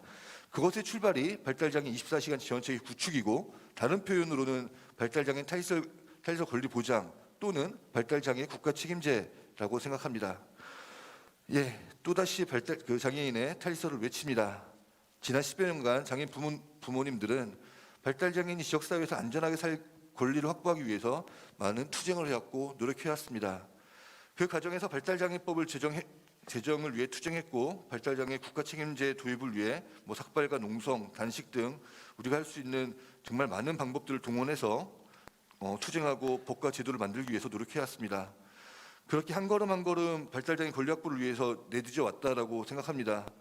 장애인 탈시설 논란을 보면서 아직도 지역사회를 신뢰할 수 없는 수준의 정책과 서비스 수준에 좌절감이 들기도 합니다. 그러나 여기서 좌절하면 발달장애인의 삶은 내일도 오늘과 다르지 않을 것입니다. 지역사회의 구성원이 아닌 번외인간, 번거로운 지원보다 한 대 몰아 가두어 관리하는 대상으로 전락하고 말 것입니다. 탈시설의 문제는 선택의 문제가 아닙니다. 시대가 변하고 정책이 변하면 이전의 정책 방향은 전환을 모색해야 됩니다. 장애인 거주시설의 문제는 정책을 전환시켜야 될 대상이라고 생각합니다. 개인의 욕구와 특성이 존중될 수 없는 집단 생활의 거주 공간은 이제 지역사회로 전환을 모색해야 합니다. 이제 탈시설 논란을 넘어서 발달장애인 지역사회에서 안전하게 살아갈 수 있도록 하루 24시간 지원체계 구축을 위해 온 힘을 모았으면 좋겠습니다. 거주시설의 높은 벽을 눕히면 지역사회와 연결되는 다리가 될 수 있을 것이라 믿습니다. 이것을 마치겠습니다. 감사합니다. 우리 윤 사무처장님께서 시설 거주인의 약 80%가 발달장애인이다. 근데 그분들이 탈시설해갖고 지역사회에 살아가는 데 있어서 너무나 지원이 부족하다. 그런 상황에서 탈시설 활동가들이 피난 노력으로 그 공백을 메꿔가고 있다. 그렇다면은 탈시설이 참 힘든 상황인데 그럼에도 불구하고 여전히 탈시설은 필요하다. 그러기 위해서 이 탈시설이 좀 원활하게 되기 위해서 보다 정부의 지원이 필요하다. 그런 말씀을 해주셨는데 어쨌든 장애인 부모님들의 입장을 대변을 해야 되고 또 그 부모님은 대개는 발달장애인 부모라고 했을 때 단 쉽지 않은 얘기임에도 불구하고 어쨌든 결론을 그럼에도 불구하고 탈시설을 필요하다는 결론 내린 것에 대해서 참 감사하고 또 우리가 새겨야 부분이 있다라는 생각이 들었습니다. 자, 감사드리고요. 그럼 우리 윤 처장님께 다시 한번 좀 박수 좀 드릴까요? 네, 감사합니다. 자, 그러면 이번 주 세 번째 지형 토론 날입니다. 대구대학교 이동석 교수님께서 발달장애인의 자립생활 지원이란 제목으로 토론을 이어주시겠습니다. 부탁드리겠습니다. 예, 우선 이렇게 탈시설 하셔서 3년이라는 기간 동안 뭐 열심히 하셨을 것 같고요. 우선 탈시설 하셔서 하신 당사자분들의 열정과 노고에 일단 감사드리고요. 또 거기에 사실은 많은 지원자분들의 열정과 노력이 없었으면은 또 불가능했었을 것 같고요. 또 그런 것들을 잘 해주신 많은 분들께 감사드립니다. 그리고 아마 그거를 또 사실은 이게 사업이라고 하는 게 이제 널리 또 알리고 그래야 또 퍼지는 거기 때문에 이거를 어떻게 사실은 또 문서화하는 게 되게 중요한데 그 문서를 또 잘 만들어 주신 박숙경 교수님께도 진심으로 감사드리고요. 이런 현장 이런 토론에 이제 토론자로 여러분들이 나오시는데 항상 교수가 제일 뻘소리를 합니다. 이게 나오면은 그 이유가 근데 뻘소리 할 수밖에 없습니다. 왜 그러냐면 답은 현장에 있기 때문이거든요. 현장에 이미 답이 있었는데 그걸 가지고 또 말하라고 하니 헛소리 할 수밖에 없습니다. 그래서 사실은 아까 우리가 그 영상에서 봤듯이 거기서 국장님이나 그 팀장님들이 이미 다 하셨던 말씀들이 있는 거죠. 사실은 그게 우리의 답인 것 같고요. 그 답들을 대신에 이제 어떻게 우리가 잘 기록하고 잘 정리해 가지고서 다른 지역, 다른 기관에서도 잘 실행할 수 있도록 할까? 요거를 이제 우리가 앞으로도 좀 계속 같이 고민해 봐야 될 것 같다는 생각이 좀 듭니다. 예. 이제 그런 차원에서 이제 저는 그냥 다 이미 아시는 내용이지만 그냥 앞에 또 나왔던 내용이지만 그거를 조금 더 한번 정리하는 의미로 그냥 말씀을 좀 드리도록 하겠습니다. 우선 연구 관련해서 박 교수님 말씀해 주셨는데 그 중에서 이제 조금 앞으로 좀 더 좀 심화해서 했으면 좋겠다 하는 생각이 들었던 게 사실 아까 이제 삶의 질에 만족도하고 일상생활의 선택과 자율성 같은 경우가 탈시설 이후에 1차, 2차에서 급격하게 많이 늘어났다가 3차에서 좀 줄어드는 이제 그런 현상이 나타났습니다. 물론 이게 이제 아까 교수님 말씀해 주신 대로 코로나 상황 때문일 거라고 많이 예측은 됩니다. 그런데 진짜 코로나 상황 때문이었을까에 대해서는 이제 우리가 뭐 4차, 5차 이제 연구하면서 이제 뭔가 나타날 것 같고요. 근데 제가 그냥 가늠해 볼 때 제가 그냥 사실 현장을 안 봤으니까 잘 모르는 일이지만 그냥 우리의 그냥 일상사로서 가늠해 봤을 때 이게 처음에 나오면은 아무래도 드라마틱한 변화가 당연히 있을 수밖에 없고요. 근데 이제 살다 보니 사실은 이제 그날이 되는 현상이 또 생길 수 있는 거죠. 지역 사회에서. 이제 물론 이제 관계도 늘어나고 여러 가지가 있긴 했지만 이제 아마 그런 이제 요인이 좀 있지 않았을까 뭐 그런 생각도 좀 들어봅니다. 그래서 아마 오히려 만족에 대한 기대치가 높아졌기 때문에 당연히 이제 만족도가 떨어지는 이제 그런 현상이 나타날 것 같은데요. 그런데 본인분들의 당사자분들의 기대치가 높아졌다고 하는 거는 뭔가 자기 삶에 대한 뭔가 어떤 욕구, 뭐 기대치, 희망사항 그런 거잖아요. 그런 것들을 우리가 어떻게 만들어 나갈 거냐, 어떻게 지원할 거냐 이런 거에 대해서 이제 조금 더 앞으로도 우리가 계속 종단 연구에서 좀 파악이 됐으면 좋겠다. 이제 그런 말씀 좀 드리고요. 그다음에 이제 발달장애인 자립 지원에 관해서는 뭐 교수님 그 서론에서도 말씀을 해주셨지만 이제 저도 많이 듣는 내용 중에서 제일 열받는 얘기가 그겁니다. 신체 장애인은 탈시설이 가능하고 자립 생활이 가능한데 발달 장애인들은 자립 생활 안 되잖아. 이런 얘기들 많이 하십니다. 근데 그거는 진짜 자립 생활에 대한 이해를 잘 못한다는 생각이 들고요. 그다음에 그 시대 상황으로 다시 거꾸로 좀 돌려보면 80년대, 90년대도 역시 신체적 장애인들 혼자 밖에 나가서 주체적으로 못 산다고 얘기했습니다. 예. 그런데 장애인들이 지금 다 잘 산다고요. 예. 지금 신체적 장애인들한테 자립생활이 불가능하잖아요라고 얘기하는 순간 바로 욕이 날라오겠죠. 예. 지금 이제 우리가 아무도 그런 얘기 안 한다는 거죠. 근데 과연 진짜 장애인들이 역량이 좋아져서 그랬을까? 그게 아니라 우리 사회가 변했기 때문이라는 거고요. 결과적으로 경사로가 만들어지고 뭐 엘리베이터가 만들어지고 장애인 주차장이 만들어지고 이런 거 하다 보니까 이제 나올 수 있게 됐던 거고 자립적인 생활이 주체적인 그런 생활이 가능했던 것 같습니다. 그러면 결과적으로 발달장애는 안 되잖아가 아니라 발달장애인이 지금 좀 어려움이 있는데 결과적으로 우리가 뭘 잘못했을까를 고민해 봐야 된다고 생각하고요. 우리가 대체 어떤 지원을 못했길래 발달장애인은 자립생활이 안 된다고들 저렇게 얘기를 할까? 뭐 그 차원에서 이제 좀 풀어봐야 될 것 같습니다. 저는 그거를 푸는 가장 기본이 장애 개념 변화라고 생각을 합니다. 발달장애를 우리가 이제 의료적으로 지금 바라보고 있는 건데요. 지체장애로 보면은 재활을 하는 수밖에 없습니다. 그런데 이동장애로 보는 순간 이동에 대한 지원이 필요해졌습니다. 저 같은 경우 이동장애로 보면 이동 지원이 필요해지는 겁니다. 그러면 발달장애도 발달의 손상에 초점을 맞출 것이 아니라 발달 그 손상으로 인해서 사회활동이 안 되는 게 뭐가 안 되냐면은 사회적 의사소통이 안 되는 거죠.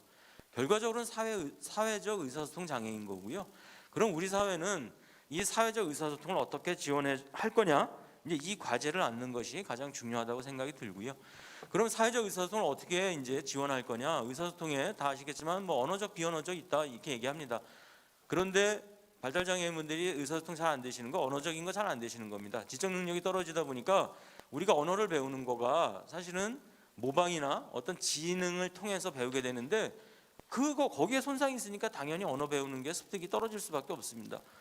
예, 저기 하지 지체 장애인들이 못 걷는 거나 똑같을 수밖에 없습니다.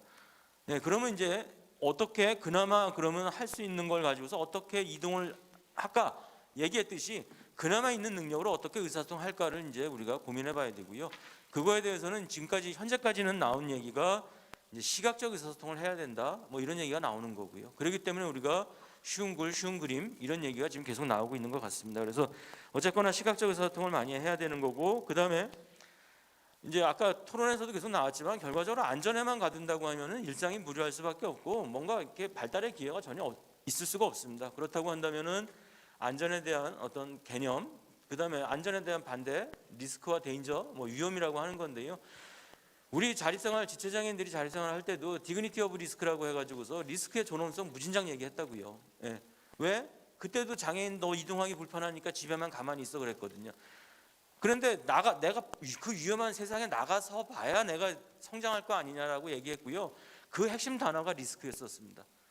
발달장애인도 마찬가지겠죠. 그래서 아까 FGI에서 어떤 한 지원사분이 그 낙상 사고가 일어났는데 나는 그거가 지적 능력이 떨어져가지고서 낙상 사고가 그래서 위험한 거라고 생각했었는데 내가 이제 생각이 바뀌었다. 그건 그냥 액시던트다 사건이다.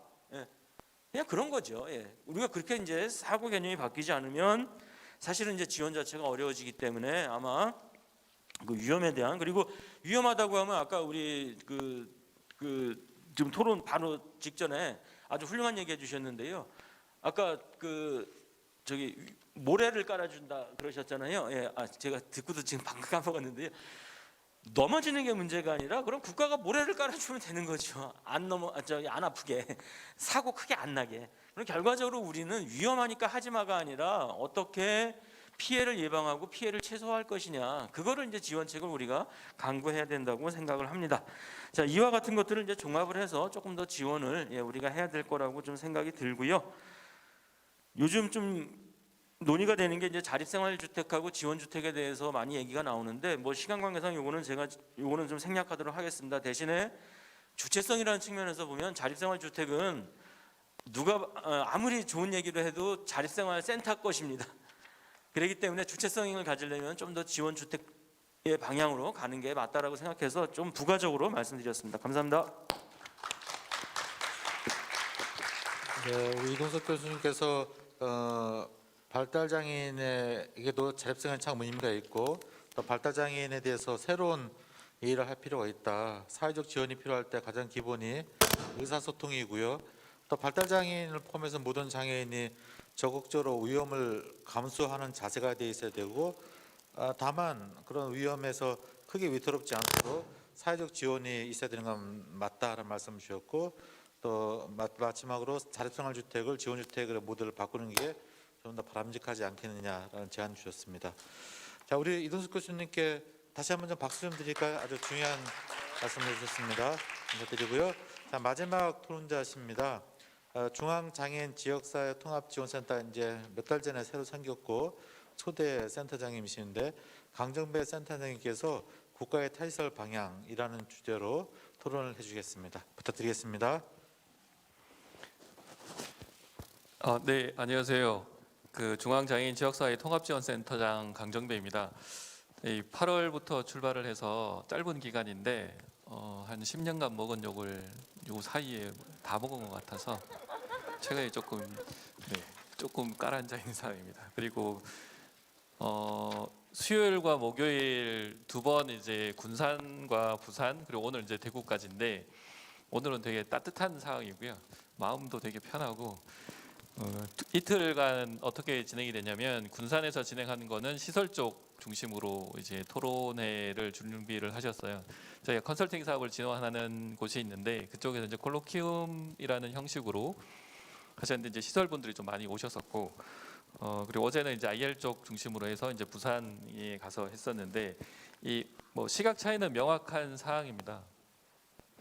로드맵에 대한 그 비판이 그 시각에 따른 명확한 비판점들이 이제 발생을 하고 있고, 이를 어떻게 해결할 거냐들이 저희가 이제 주어진 과제, 해결해야 될 과제라고 보이는데, 오늘 이렇게 그 희망원 사례 같은 경우에는 긍정적인 방향을 끌어냈다라는 것들에 대한 게 명확한 사항이고, 이게 가야 될 지점이다라고는 보입니다. 그런데 이제 해결해야 될 로드맵을 기준으로 해결해야 될 부분들이 이제 많이 있는 구조들이고, 근데 이 지점에서 꼭 말씀을 드리고 싶은 건, 군산과 부산의 사례를 기준으로 정확히 말씀을 드리고 싶은 게, 군산에서 진행한 행사에 사례로 나오신 분들 같은 경우가 발달장애 분이긴 하셨는데 지역사회 생활이 어느 정도 그 크게 처음엔 많이 힘드셨는데 뭐 이제 미장원도 가시고 이제 지역사회에 어느 정도 안착이 되어 가는 분들이셨어요. 근데 이분들을 기준으로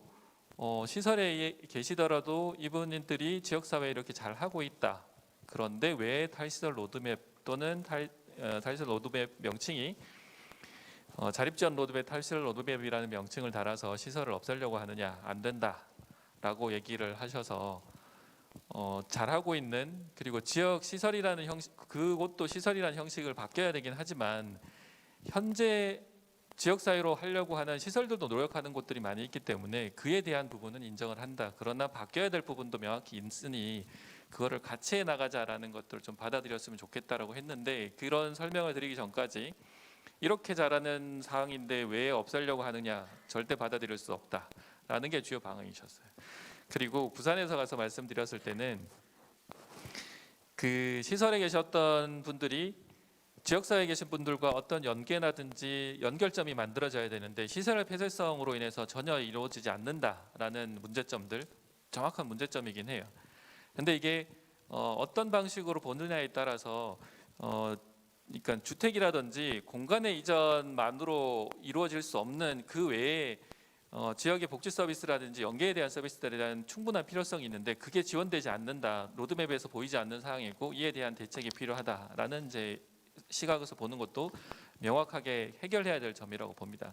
근데 그래서 이 탈시설 로드맵을 뭐 다시 개정을 해 나가고, 로드맵이다 보니 방향성이 제시됐으니 세부적으로는 이제 매뉴얼까지 만들어야 되는 구조들이죠. 그거를 이제 집행해 가자라는 측면에서 같이 하자, 해보자라는 측면, 많은 게 제한점이 많다, 뭐 다 바뀌어야겠지만 어쨌든 해보자라는 의견이었으면 좋겠는데, 이제 다른 일부 쪽에서는 이거 준비 안 되면 안 돼, 불가능해, 그러니까 이거 못해 라고 이제 거부를 하는 비율이 좀 높게 나타나고 있어서 이런 측면이 조금 아쉽다라는 것들이고요. 말이 앞에가 길었지만 이제 지금 오늘 발표해 주셨던 내용으로 이제 보면 사회통합 부분으로 보자면 뭐 이게 우리가 장애인분들에 대한 시설에서 지역사회로 전환됐을 경우에 이 현상을 수치로 지금 이런 뭐 대중교통을 이용하고 친구 친척 방문하기가 우리는 일반적으로 이런 내용들에 대한 것들을 통계로 산정하지 않아요. 그런데 통계로 산정해야만 보이는 것들이 있다라는 게 이제 안에 돌봄이라고 접근해오는 서비스라는 방식 이외에 전문 서비스라고 불리는 부분들을 어떻게 만들어 나가고 그 체계들 내에서 이루어질 거냐. 지금 이제 240시간이라고 그러니까 24시간이라고 하는 이제 구조 내에서 가장 먼저 이루어지는 게 발달장애인의 비율이 좀 높다 보니 돌봄의 개념을 먼저 접근을 해오고 있는데 그 외에 돌봄이라는 개념이 아니라 좀 더 자립 또는 좀 더 그 스스로의 삶을 찾아갈 수 있는 방법을 만들려면 이에 대한 방안들이 전문 서비스들이 좀 필요하다. 특히나 이제 행동이라든지 의료 같은 경우에는 그게 필요한데 이런 부분들을 좀 더 만들어내는 부분들은 노력해야 될 부분, 다 같이 노력해야 할 부분들이지 않을까 싶고요.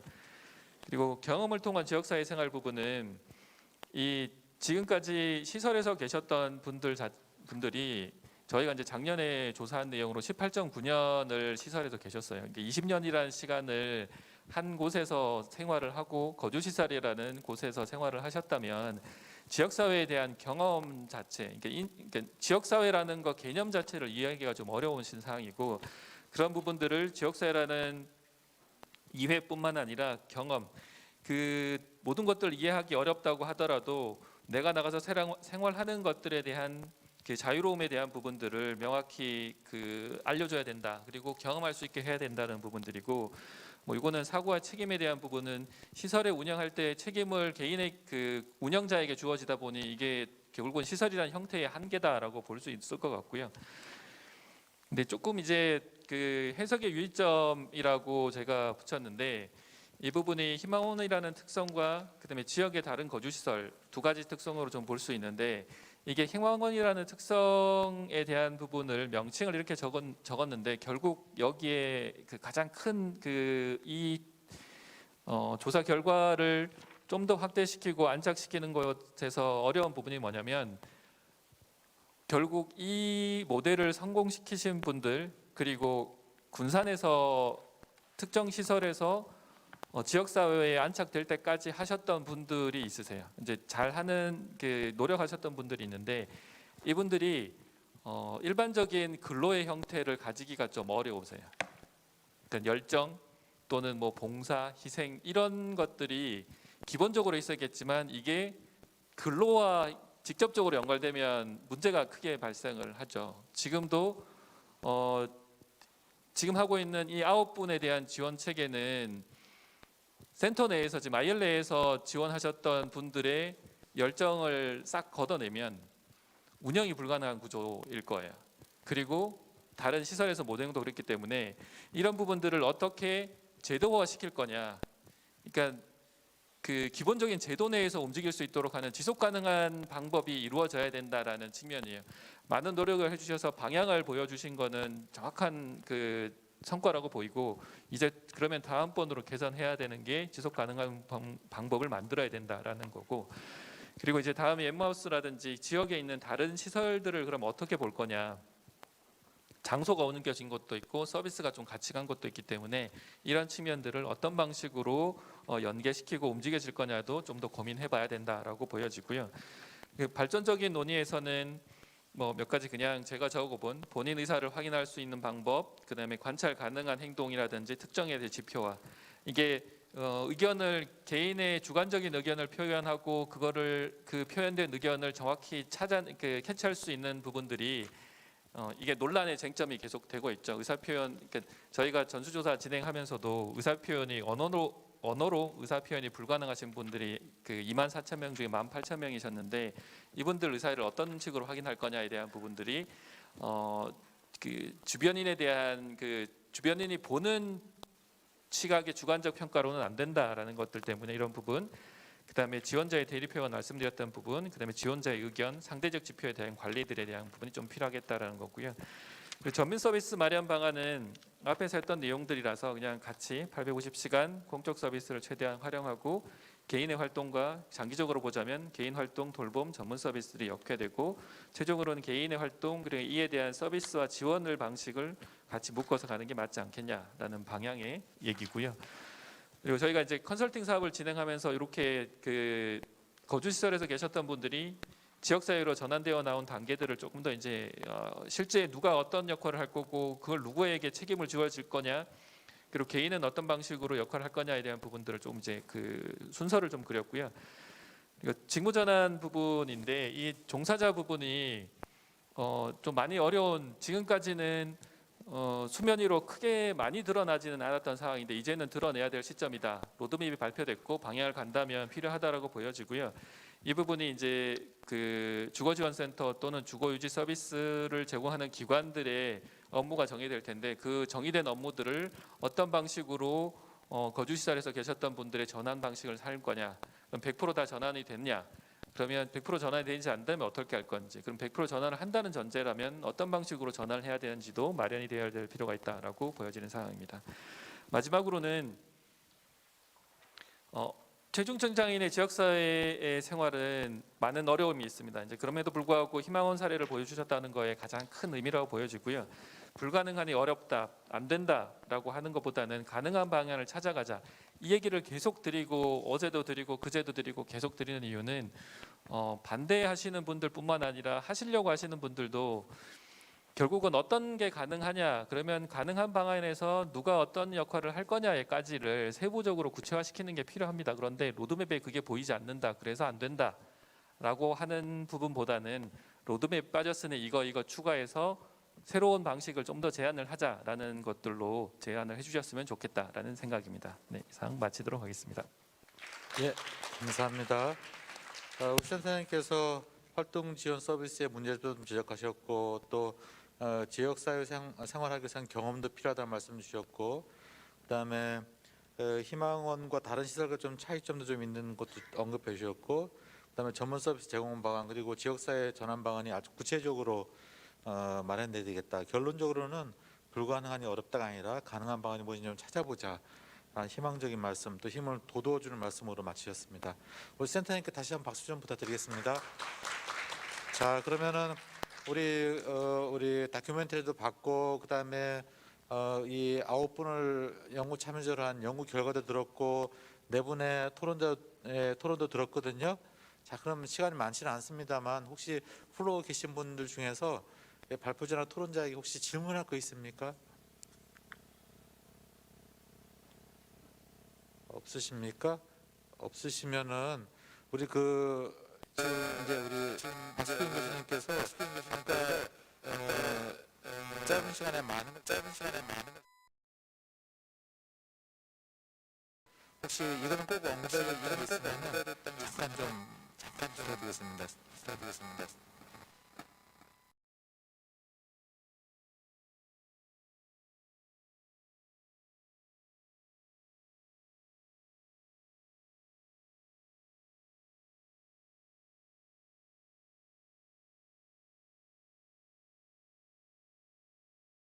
너무나 동의하고요. 그 다음에 윤진철 차장님 승진하셨네요. 축하드립니다. 그럼에도 불구하고 맞습니다. 그래서 이게 이제 서구 국가들의 연구들을 제가 많이 살펴봤는데 주로 그쪽은 이제 실증적 검증이 되게 중요하니까 어떻게 변화했나 그런 부분들을 실제 검증하고 그쪽이 다른 건 이거를 의무적으로 하게 되어 있고 그거에 관련된 사실은 예산 지원을 다 해요. 우리 그 예산을 안 주니까 300만 원 갖고 하고 있습니다. 그래서 그것도 어려운 저희 이제 막 하고 있는데 이런 것들을 이제 검증하고 그래서 이제 저희 연구에서 질적 연구를 통해서 사실은 구체적으로 정말 달라진 건 뭐고 어떤 부분들이 어렵고 이것이 이제 사실은 그 과제들을 더 계속 좁혀 찾아나가려고 했던 이유였고 계속 투쟁 부탁드립니다. 그 다음에 세 번째 이동석 교수님이 얘기하신 것 중에 앞부분에 이제 이거 약간 전문적인 얘기지만 이 시설에서 나왔을 때 1차, 시설에서 2차, 3년 이렇게 하는 것을 T검증으로 하는 것이 의미가 있냐? 이런 얘기를 하셨는데 똑같이 저도 생각을 하고 콘넬만 선생님한테 물었어요. 나와서 1차, 그럼 그 다음에 어떻게? 그랬더니 홍 박사님이 그게 아니고 원래 시설 대비 이거를 비교하는 게 이제 지속적으로 20년 후가. 근데 사실은 우리가 알 수 없잖아요. 시설을 물론 이게 희망원이 워낙 좀 특수하게 문제가 있었기 때문에 어떻게 제로겠어요.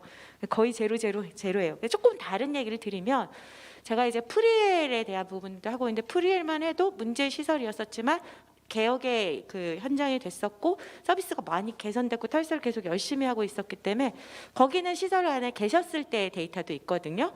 그거하고 비교했었을 때도 수치의 차이는 있으나 패턴은 같이 나타납니다. 그러니까 자립 주택이 됐든 지원 주택이 됐던 이런 형태로 변화했었을 때 이 변화는 저는 객관적으로 확인된 거라고 생각해요. 물론 이걸 관찰 추적을 하냐 당사자가 얼마나 얘기하냐도 있겠지만 누가 어떤 방식을 하더라도 비슷한 패턴이 나타납니다. 왜 그러냐면 물리적 환경이 일단 달라졌고요.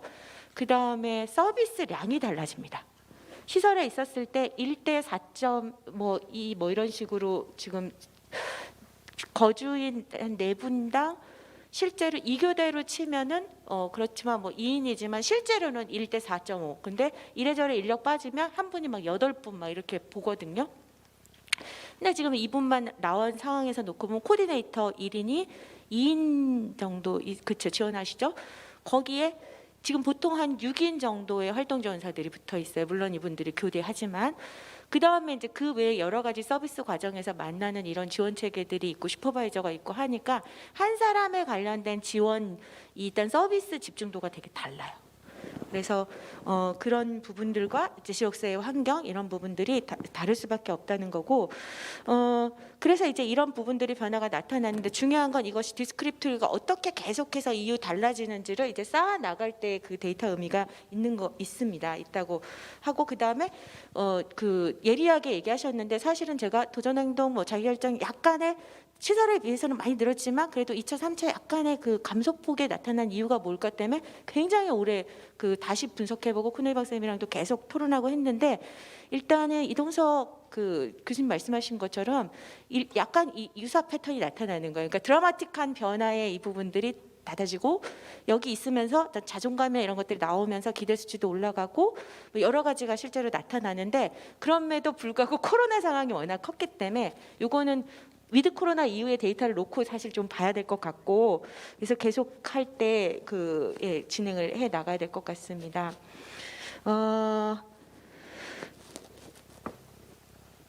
네, 그 다음에 이제 그럼에도 불구하고 사실 이 데이터가 많은 것들이 시설 대비 높아졌지만 이게 마지막 이야기인데 제가 이거 디테일한 데이터를 읽어보시라고 한 게 여기 사실 굳이 안 해도 되지만 제가 각 항목의 빈도 분석 그 결과를 다 제시한 이유가 실제로 우리가 성찰적으로 이걸 볼 필요가 있다는 거죠. 시설에 있을 때보단 나아졌지만 한계는 극명합니다. 아까 100점 만점 했었을 때 자기결정은 몇 점인지 그다음에 그 낮 동안의 생활이나 서비스 환경 관계 부분은 어떤지 이거는 아직 우리가 가야 될 길이 멀고 저는 이것이 우리가 종단 연구를 통해서 지속적으로 변화해 나가는 부분 그것이 실제로 한국 사회에서 어떻게 달라지는지를 추적해 가야 될 이유 중에 하나라고 생각합니다. 갈 길은 멀지만 그러나 굉장히 열심히 놀라운 노력들을 하고 계신 것 같습니다. 감사드립니다. 네. 감사합니다. 자, 이제 마쳐야 될 시간 같은데요. 우리 냉철하게 지금 탈설을 둘러싼 환경을 다시 한번 짚어보자면 예산 많이 부족합니다. 아직도 중앙정부나 지방정부가 시설에 대한 지원보다도 지역사회에 대한 지원을 더 중히 여기는가 의심스럽습니다. 사실은 오늘도 대구시도 안 나왔고 보호목적 국장도 올 줄 알 때 안 왔지 않습니까? 그것만 봐도 알 수 있고 또 그러다 보니 지원 열악합니다. 그렇지 않습니까? 이런 상황에서 가장 강력한 또 그 적이라 볼 수 있는 또 시설협회에서 나름대로 논리를 지금 개발하고 있고 또 부모님들은 아까 말씀 얼핏 하셨지만 나가서 다 죽으라는 얘기냐 지금 인프라 안 갖춰졌는데 어떻게 나가라고 하느냐 무책임한 얘기냐 이런 식으로 얘기를 하면서 계속 그나마 탈설 로드맵 가는 것도 자꾸 태클을 걸고 있는 그런 상황입니다. 그런 상황인데 우리가 그렇다고 해서 좌절할 것은 아니고 15년 한 20년 전과 비교하면 엄청 많이 좋아졌어요. 그렇죠? 그거 보면은 진짜 격세지감이 느낄 정도로, 그래서 지금의 모습만 바라보지 말고 지금 15년 전에 뭐 탈설 얘기만 해도 무슨 아주 죽일 놈 그 눈빛이었거든. 지금은 그렇게 안 하지 않습니까? 적어도 속은 어떨더라도 그것만 봐도 많이 변했다는 걸 볼 수가 있습니다. 그렇다고 해서 지금 현실이 녹록하다는 건 결코 아닙니다. 그래서 그런 의미에서 참 힘든 상황에서 박박기고 있는 우리 활동가 선생님들이 이런 기회를 통해서 좀 으쌰으쌰 할 필요도 있고, 또 더구나 대외적으로는 봐라, 이렇게 최중증 발달 장애인이라도 지역사회에서 얼마나 너끈히 살고 있지 않은 걸 증명할 필요도 있고, 그런 의미에서 오늘의 보고대회와 재원대회가 너무나 뜻이 깊었던 그런 자리였던 것 같습니다. 저는 분명히 한 15년 또 20년 후에는 또 커다란 변화를 우리 박숙경 교수님께서 또 증빙을 하시지 않을까, 그런 기대를 하면서 오늘 아무래도 시간 관계상 마쳐야 될 것 같습니다. 이상으로 중증 중복 발달 장애인의 탈설 이후 삶의 변화 종당 연구 1례 3차년도 보고 및 재원대를 마치도록 하겠습니다. 아주 귀중한 발제를 해주신 박숙경 교수님, 그리고 또 토론해 주신 문인경 대표님, 또 윤희철 처장님, 이동석 교수님, 또 강정배 센터장님께 감사드리고요. 무엇보다도 이런 귀한 토론회를 서울이 아닌 지방에서는 최초인 것 같아요. 이걸 기획해 주시고 해주신 대구 사람 장애인 자립생활센터, 또 장애인 지역 공동체, 함께하는 장애인 부모회, 또 다사 장애인 자립생활센터, 대구 장애인 차별철폐인데 감사드리고요. 이게 좀 실내가 춥다, 그렇죠? 추운데도 불구하고 이렇게 긴 시간 동안 이사까지 않고 자리해 주신 우리 플로에 계신 분들 감사드리면서 오늘 대단한 막을 내리도록 하겠습니다. 고생들 많으셨습니다. 감사합니다. 감사합니다.